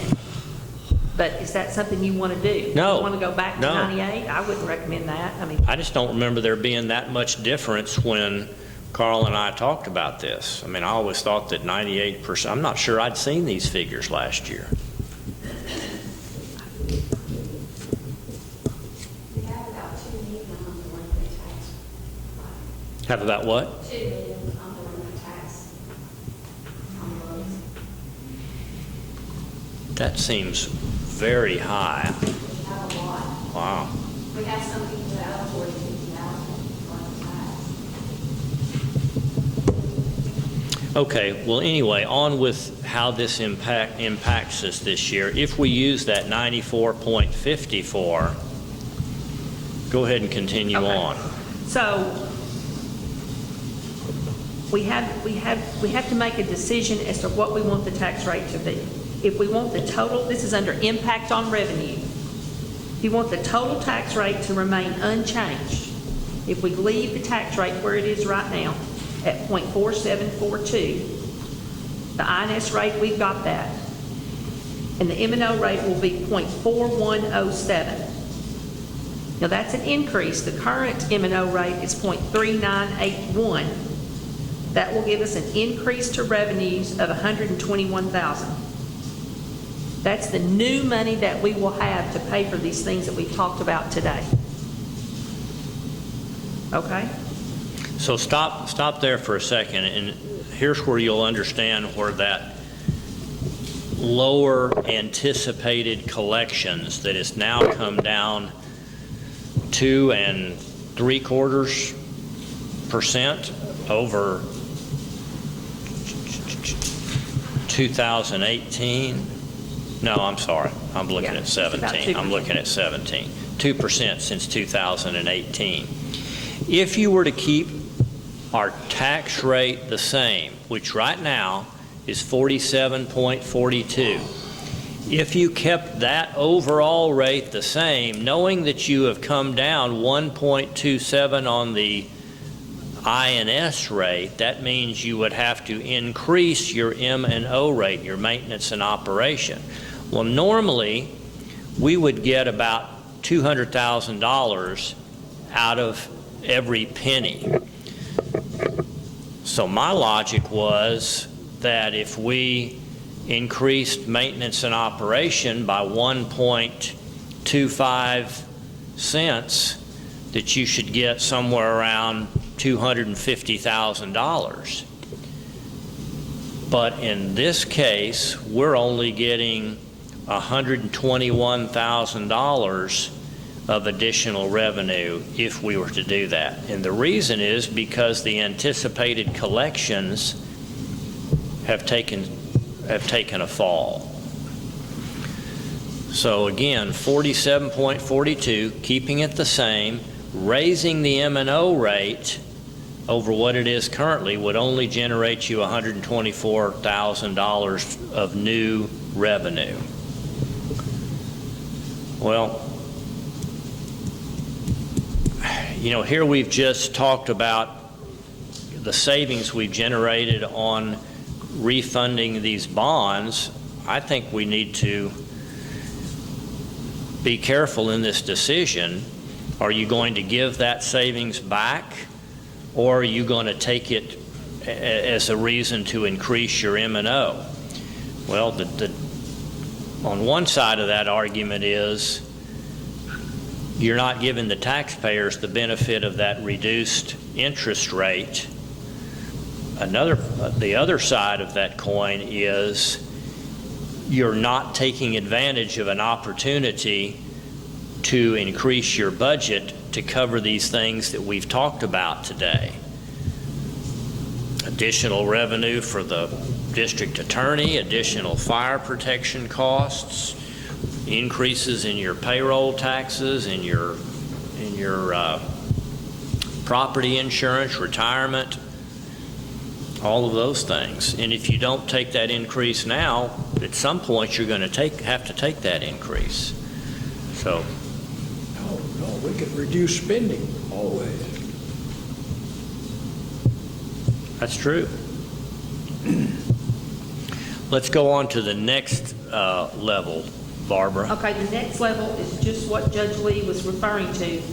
If the M&O tax rate remains unchanged at .3980, that's what it is now, and the INS rate goes to .0635, the overall tax rate is reduced by the savings for INS, and it comes to a total tax rate of .4615. Here's the deal.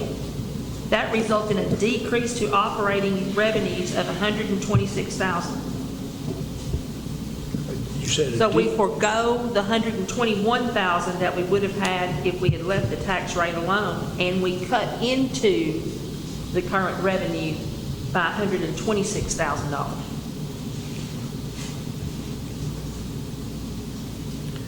So you see a swing there of additional operating revenues of $121,864 to a negative $126,025, about $250,000. 121,864 plus 126,025. Yeah, $248,000 swing there, which is about what we expect. To a 1.27% reduction costs you $248,000 revenue swing. All right, now go to the third tier there. The third one there starts out, total tax rate is reduced to the no new revenue rate of .469. That's the old effective rate. If you do that, the INS rate will be .0635 and the M&O rate will be .4044. This is the one that falls in between the two. You still have a slight reduction to operating revenues, but consider it a break even. Right. So there you're passing on all of the interest rate savings, but you're increasing your M&O from 39.80 to 40.44.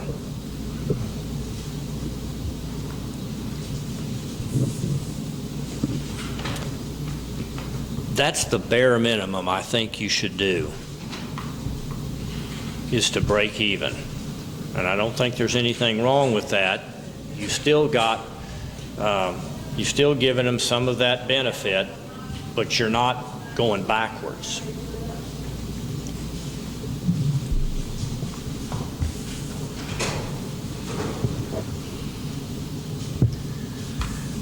We're still going to have $5.5 million fund balance at the end of the year. We've talked about reducing fund balance for the last few years. We always seem to budget some things in there that don't really come to fruition, like the annex. And so that's why that fund balance is staying up so high. So you're going to, in any of these scenarios, you're going to end up budgeting an amount in excess of what you're expected to bring in the way of revenue, with the understanding, just like we've done for the last several years, is that you're going to spend part of that fund balance down. which we've agreed is too high at 5.5 million. What's the low point? Probably 4 to 4.5. But every time you go backwards, it makes it harder to go forwards in the future years when you feel like you do need to make an increase, because you've got that Senate Bill 2 now limitation that you're facing every year.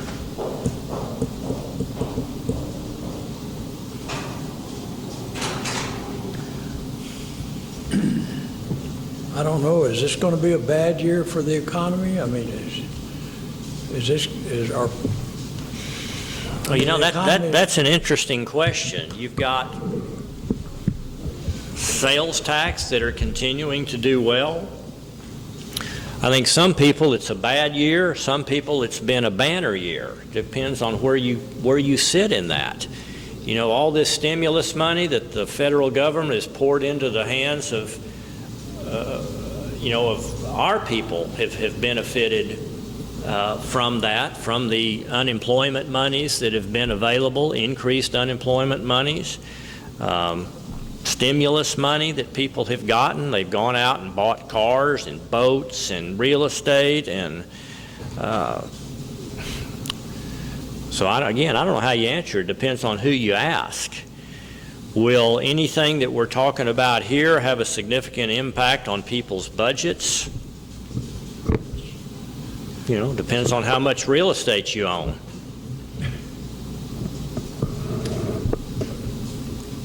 I know what you say about the general economies. They're saying that Titus County separate that from the general thing, you know, what's happening all over the country. How do we compare? I mean, how can I think we're probably in the middle. I think generally speaking, we're holding our own, is what I think.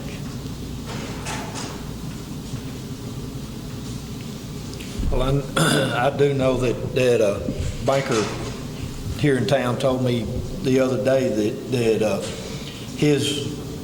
some of his people, or most all of his people that had bank accounts with them, were up considerably to what they normally keep in their checking account.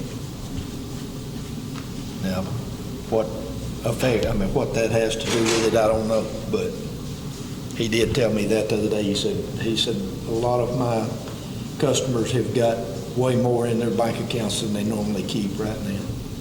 Well, I know that I probably do too, but it's not because I've made more money, it's because I've spent less money for the last 6 months. Hadn't gone anywhere. Don't go out to eat, you don't go, to the movies, you don't go. So is that real improvement? I don't know that that's indicative of real improvement. I think it's indicative of less spending. I think so too. But yet the sales tax, is up. Sales tax is up, so I don't know. Lowe's, they've had a tremendous year. I've talked to the boss out there. Well, I'm sure Walmart, Lowe's, any of the big box stores have. Probably the grocery stores have. Honey did jobs. The people that have had small mom and pop businesses, restaurants, they've had a horrific year.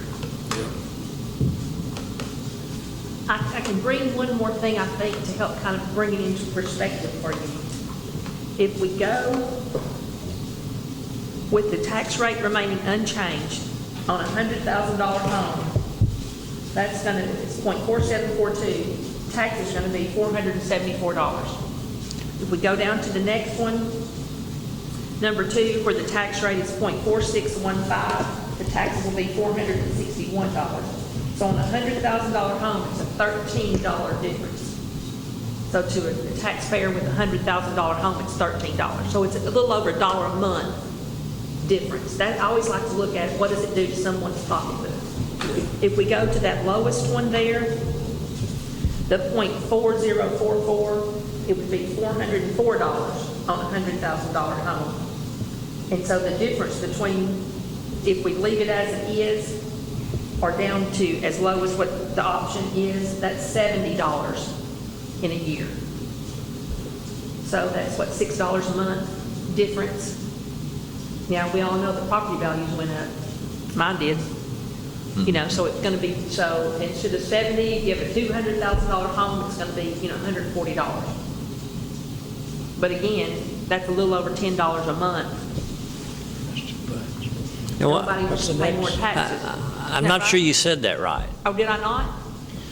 Well, I think you were looking at, I mean, there wouldn't be that much difference between the top and the middle and then a big difference down here. I think you were looking at were you looking at just the M&O rate rather than the overall, 4679? Yes, sir, that's exactly what I did. Okay. I did it wrong. Well, hey, I'm good at that too. So really, you're looking at $13 swing either way. Yes. Yes, you are. And again, that's on a $100,000 house. If it's a $500,000 house, it's, you know, $60 a year. I mean, anything we do here within the parameters that I think this court wants to stay in are going to be relatively minor. I don't know what the other taxing entities are doing. I think everybody is doing their darndest this year to hold the line, if not decrease.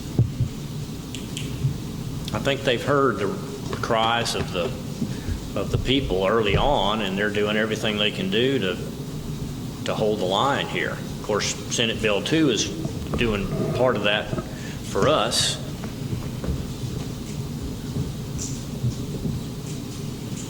So again, my recommendation is you go there in between. We have the advantage of the interest savings. We're taking a slight increase to M&O, but we can certainly show the taxpayers where that increase is going. So your recommendation is the .4679, Judge Lee? That is my Which that is my recommendation, yeah. That's on M&O. 4679. It's that third option, the one that results in basically no change to your revenues over the prior year, $1,105 overall reduction. You're no new. So you go from the current 4742 down to 4679.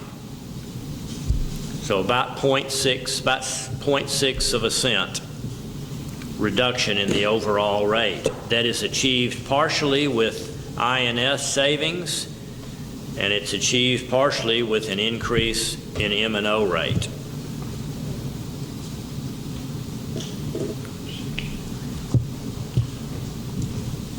What is that? 60, that's .63 on $100,000, that'd be $6.30. Am I doing it? No, it'd be going from, look at it this way, it'd be going from, you're currently at 42. We go down to 46.79, so about 0.6. 3, yeah. Okay. Something like that. It's about a $7 difference. That's It's a about a what? $7 difference on a Okay. $100,000 home.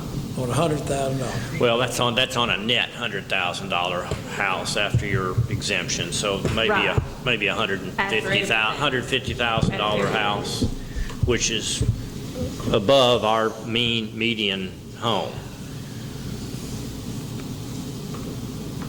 which I think you say is, you know, virtually none. That's what you're recommending. That's what I'm recommending. You don't want to. We don't want to go on the. We don't want to exceed the high end and have to have a vote by the public. We don't want to not give the public any of that M&O, any of that interest rate savings on the bonds. I think we split the difference with them. Is there, I know on the difference between the M&O and INS, in other words, if I understood when they passed the bill, 3.5 or 3%, you had to put it for a vote, but it only included M&O. It did not include INS. Yeah. Right. Those calculations are already in these. Okay. Yes, sir. And we're not close to that anyhow.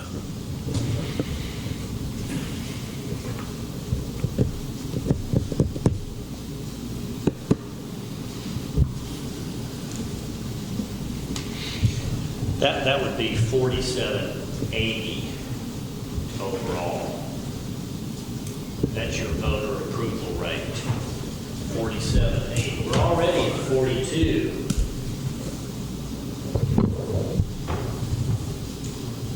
See, you're already at 47, 42. There's where we are right now. There's not much increase before you would be into that voter approval requirement. That's kind of what I'm believing. In other words, if you only went up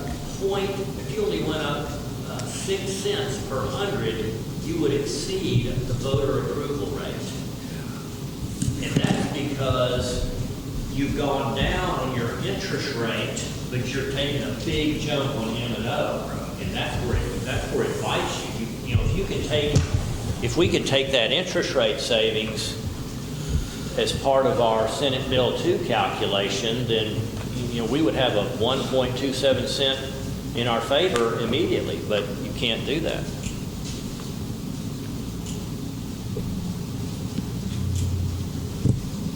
I'll run to the restroom.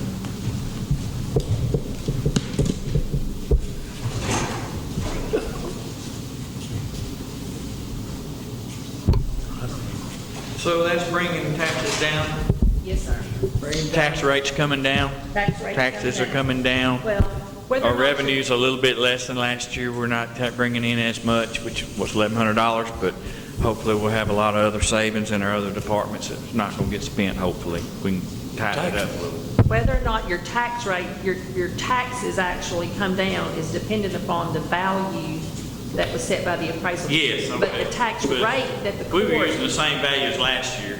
That rate right there, you Yes. can save a lot of money. Yes. And that's We something don't that have no control over that rate. and that's something we have no control over, is what the appraisal district sets as their And the state of Right. Texas. Let me Our give you a little tax rate's background. based on our spending, not the appraisal district.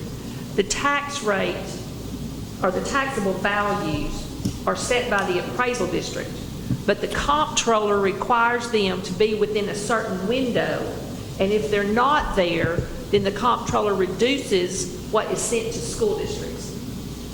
I can tell you that I'm certain that that's the way it works, because that's my background and that's what I'm retired from, and that's why the appraisal district works diligently to get within that window that is set, because if they're not there, the school's going to be punished. So that's why those values go up. We don't set the values, we only set the tax rate. And this is a reduction in the tax rate, if we go with what Judge Lee has recommended. Well, that won't be an increase of 0.63 or, No, Decrease of 0.63. well, okay, 0.6, the current tax rate is 0.4742. right. And if we go with what Judge Lee recommended, the new tax rate would be 0.4679, which is equal to the no new revenue rate, or the old effective rate. And that is what we did what y'all did last year. You set it at that effective rate. That's 0.63. That's splitting that interest rate savings that saved us 1.27 cents. You're giving the public half of it, you're giving the county half of it. That's the easiest way I know of to tell you. And 24 hours ago, I was wanting you to take option one to increase our revenue of $121,000, but after I slept on it, I decided that wouldn't be right this year. I'll vote on that. We're not voting today. So there's not an action item on today's agenda, but if Barbara and I know kind of where you stand on this, at least we can better plan our next meeting. That'd be the direction I go with. That's where I go. 4.6. Y'all okay with that? Very pleased with that. Okay, Barbara, there's your answer without a vote. Got it. I will move forward with that. I do want to tell you what we're going to post on the county's website today. It is the no new revenue rate. Oh, it looks like this. It's really involved. Shirley prepared this, but it's got the .4679, this year's adjusted no new revenue rate, and that's the rate that we're going to propose on August the 20th. Then it shows the voter approval rate, which is the old rollback rate. This is set out by the comptroller's office, and all the requirements for unencumbered fund balance, the description of your debt. This is the portion that had to be changed, which then changed all these other rates. Let's see. It shows that we're going to take $350,000 from our unencumbered INS to bring that rate down. You did that last year. We're continuing this year. We're going to have the money in from TxDOT. And so there's your tax, your INS, and I think that that's all.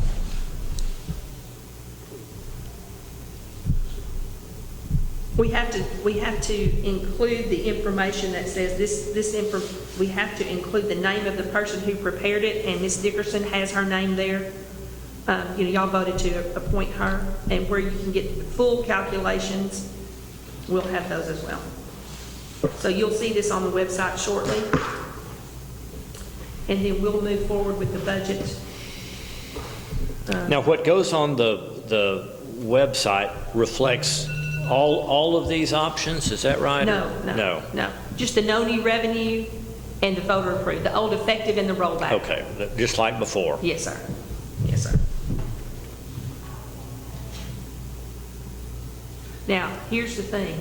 I'm not certain, but I want to tell you, I think if we vote and we approve the no new revenue rate, then when we actually approve the tax rate, this information down at the bottom where you say, I move that the property tax rate be increased, I don't think that you'll have to say that. I'll update this to have the appropriate verbiage there. If you go over the effective rate, you have to say, there's some more requirements. And I put that there for you so that you wouldn't be surprised if we decided to take that route. But whoever makes the motion would have to do that. It also changes what we put in the newspaper. It's a little shorter, because we're not going over the no new revenue. Do you still have to have a budget hearing either way? You're required to have a budget hearing, but you don't have to have two. You have your budget, and we're going to do those together is what I suggest. So you only have one date that is for public hearing on either the budget or the tax rate if you do it at the same time? You can do it at the same time, or you can do it separately. Well, that's what we've done in the past. We've done it at the same time, but in years past when we were going up on the tax rate, we would have to have a separate night for a tax rate hearing. So we don't have to do that. Here we have one time to discuss both. Here's the requirement. For your budget hearing, you publish it in the newspaper on September the 5th. Then you have to hold your public hearing, you can't publish that earlier than the 30th or later than the 10th day before the date of the hearing. That's for your budget. For your tax rate, this changed. Publish the notice from the comptroller, and that public notice on the tax rate, the meeting may not be held before the 5th day after the date the notice is published, not before the 5th day. So what we're looking at is publishing these on the 5th and having the meeting on the 21st. We're well within the 30 to 10 days, and then we're more than the 5 days. This is where it gets really... 5th being the Saturday that your paper comes out. Right. Right. Okay. So you have from the 30th, you must publish that not earlier than 30 days and not less than 10 days before your meeting for the budget piece. So we're within that. And then on the tax rate, the meeting may not be held before the 5th day after the day. There's not any limitation on the end of that, but you can't put it in the paper and have the meeting the next day. You must allow at least 5 days. So we're within that as well on that September 21st date. You could have it earlier the previous week, as early as the 16th, or is it business days? You could do it on the 16th. Well, that's a Wednesday. I'm not saying we would want to. We could. Or we could just keep it on that 21st, which would be a regular, or at least people think Mondays. That's why I put it there. Now, we can have an evening meeting, we can have a morning meeting there. It's at the pleasure of the court. I mean, you can tell me what you want, and that's what we'll put in the newspaper. We can decide that on the 20th? When we take the record vote? Yes. We can decide if we, or you can decide today? Yes. You also, I mean, when you hold your public hearing, you can go ahead and vote on the budget and the tax rate at the same time, or you can wait. You can't wait more than 7 days, so that's You why could we vote don't- on it, you could have the hearing and the vote on the same day. Yes, sir. I'd like to do that for a change, instead of waiting until the 28th. Okay. I don't know that it makes a big difference, but just gets it done. It does. And then on the 28th, we'll have a standard, just be a standard second meeting of the month. Okay? Y'all want me to do that? You must have it within 7 days, so there's no limitation on how soon you do it. You can do it at the same meeting. So I'll move that.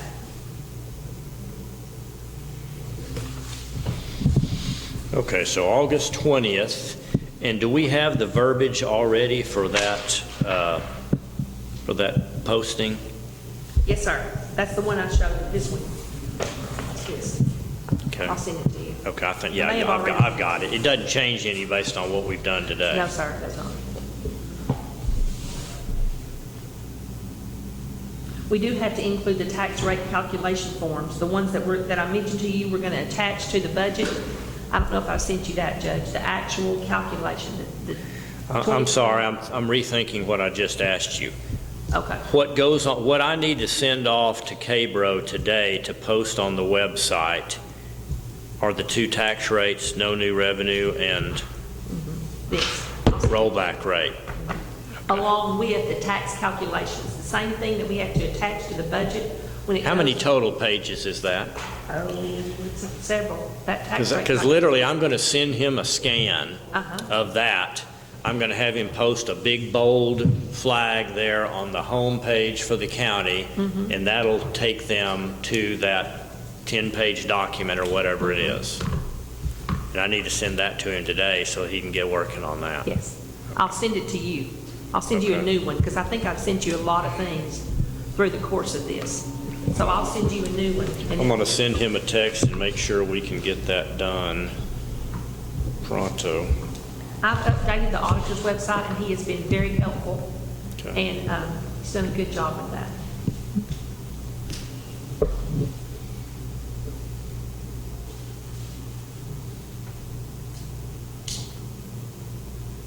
And I will update this calendar to make sure we have the correct words down here. It's much easier, and it's much shorter, what we have to say when we approve the tax rate.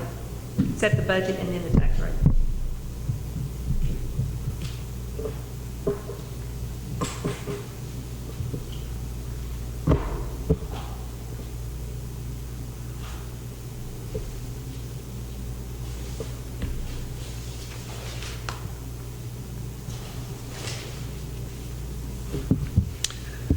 Okay, I don't think we have formally discussed raises. We may have implied it or talked one-on-one. I think that the county deserves to know what your intentions are on raises. It's my understanding that you're going to go with another no raise year for any employees. Is that correct? That's what I want to go with. Me too. Judge Lee, I'm torn as to what to do in the auditor's office, what to ask the district judges. I know that if we do up to 5%, that it's something that y'all would need to approve. We've taken on some additional responsibilities there this year. We took on the purchasing agent. I mean, we saved that entire salary for the county, and I'm certainly not asking for that entire thing to go to the ladies in the office. With regard to the self-insurance, we were paying Higginbotham a little over $2,000 a month, and we are fielding some calls and doing some things that they did for us. Not that we aren't able to do that, but we are my staff is accruing some comp time, and we're able to use it because I stay on, and just like when I stay on y'all, I've told them I don't feel comfortable pointing, at anyone else and have those three fingers like your pastor says. So I'm not sure, I know that you're not planning to give raises to the rest of the county, but I feel like, if we don't ask for this now, then we may not get it in the future. And we've taken on some additional responsibilities. I think that's evident to you by you call and you get a PO, and we have actual, we take care of that budget. We've done all those bids, related to your road materials and things. I think we all agree that went much smoother than it's been in the past. So I just want you to know that I haven't made a decision about that yet. I'm going to meet with the district judges and see what they say, but I would ask you that, I would appreciate if you would support, whatever the decision is. I feel like we've saved the county a lot of money, and my ladies are working hard, and they deserve to be compensated for that extra work. I think we're also very blessed to have some ladies in the office who are very good at their jobs. We do have some unique personalities. We have some who like to talk and some who don't, and some who are a little shy until you get to know them, but we are all getting along very well, and I am very pleased with my staff. So I just wanted to bring that to you today and ask that, if that's where it goes, I would appreciate your support of that. I think we talked about this last year, Judge Lee, when you asked me could we take on purchasing, and we agreed to do that, and I talked about a raise at that time, and we were asked to wait because the county wasn't getting raises. So now we've waited a year, and we've managed to get it done, but I would like to compensate the ladies in my office. And we haven't increased. Everybody a year ago was full-time. You've still got the same individuals. Everybody's still on full, so we haven't increased any staffing over there since eliminating that position. That's right. That's right. What are you thinking? You got an idea what kind of percentage? I'm thinking 3%. I think that's fair and reasonable, and that still saves the county a whole lot of money off of the cost. I mean, if you look at that business manager position along with the savings that we're not paying someone to manage the insurance, I mean, that's well over $50,000. So 3% on what I'm talking about, I mean, it doesn't even approach that, So I just think that they need to be rewarded for the work that they're doing. I am not speaking of myself. I don't intend to take a raise, just for the ladies in my office. Okay. I can support that. That'll be a request that you make of the district judges. Mm-hmm. And I'd like to be able to say that I've already brought it to your attention and you're aware of it and the reasons behind that. I'm okay with that. Yeah, I see that as a group that can work together for years to come. Thank you very much. And they work hard. They do work hard. Long days. They put in extra everything. All right.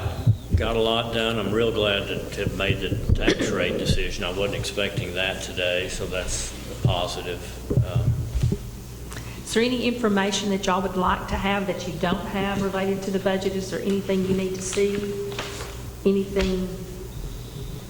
What can I do for you? That's my question. Is there anything you need specifically? Judge Lee, I mentioned when you were out of the room, I don't know the gentleman. He said his name was Buffalo. Is that his first name or his last name? I don't know him. First, last, and That's first and last. and middle. Okay.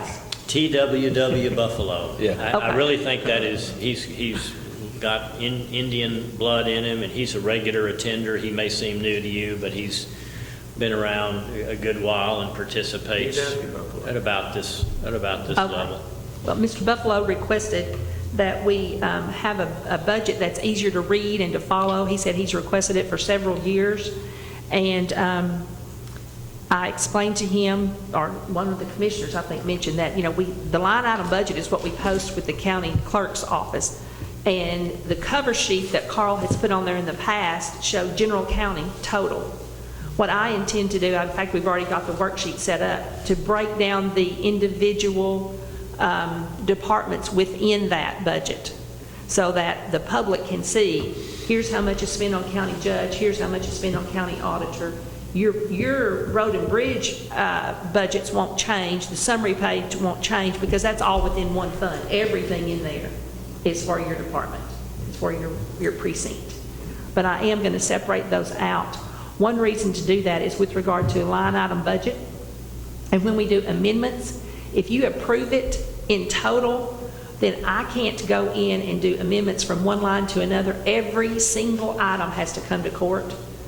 And if we approve it for general fund by department, then as long as we don't adjust salaries and we adjust, say we move money from an office expense to copier or to some other item that they need, then we can handle those things within the auditor's office without having to come to court. Now, if you still want to see those, I'm very willing to do that, but I think it gives us a little more transparency to show all of those departments within our budget. Is that acceptable? I agree. Yeah. Okay. That was his request, and I thought it was a little ironic that he requested it, and we had already made plans to make that happen. But now, I explained to him, the individual line items are still here, still be what the county clerk has. Well, what's a simplified budget to one person and to another is two different things. You're never going to simplify that thing unless you give so little information that it really doesn't give you That's right. a good picture. Again, you never know what their ulterior motive or what they really want to focus in on. I won't be giving them any information that's not already in here, because all I'll give them is the total, Yeah. and that information's here. But it's just easier to read. I think that's good. I think it's, in the very beginning, it's overwhelming, because it was, to me, Yeah. it was so big. I said, wow. Well, it still is. It still is. I mean, Yeah, I know. by the time you get through from front to back, you've forgotten what the front said.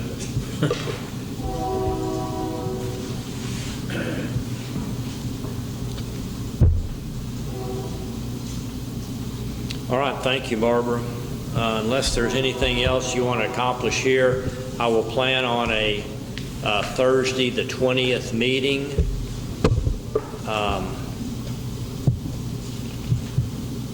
And we'll plan on the 2 regular Commissioners Court meetings. If you all feel the need to have that in the evening, we can do that. If you're going to do that, I think that would be the meeting to have in the evening. Otherwise, let's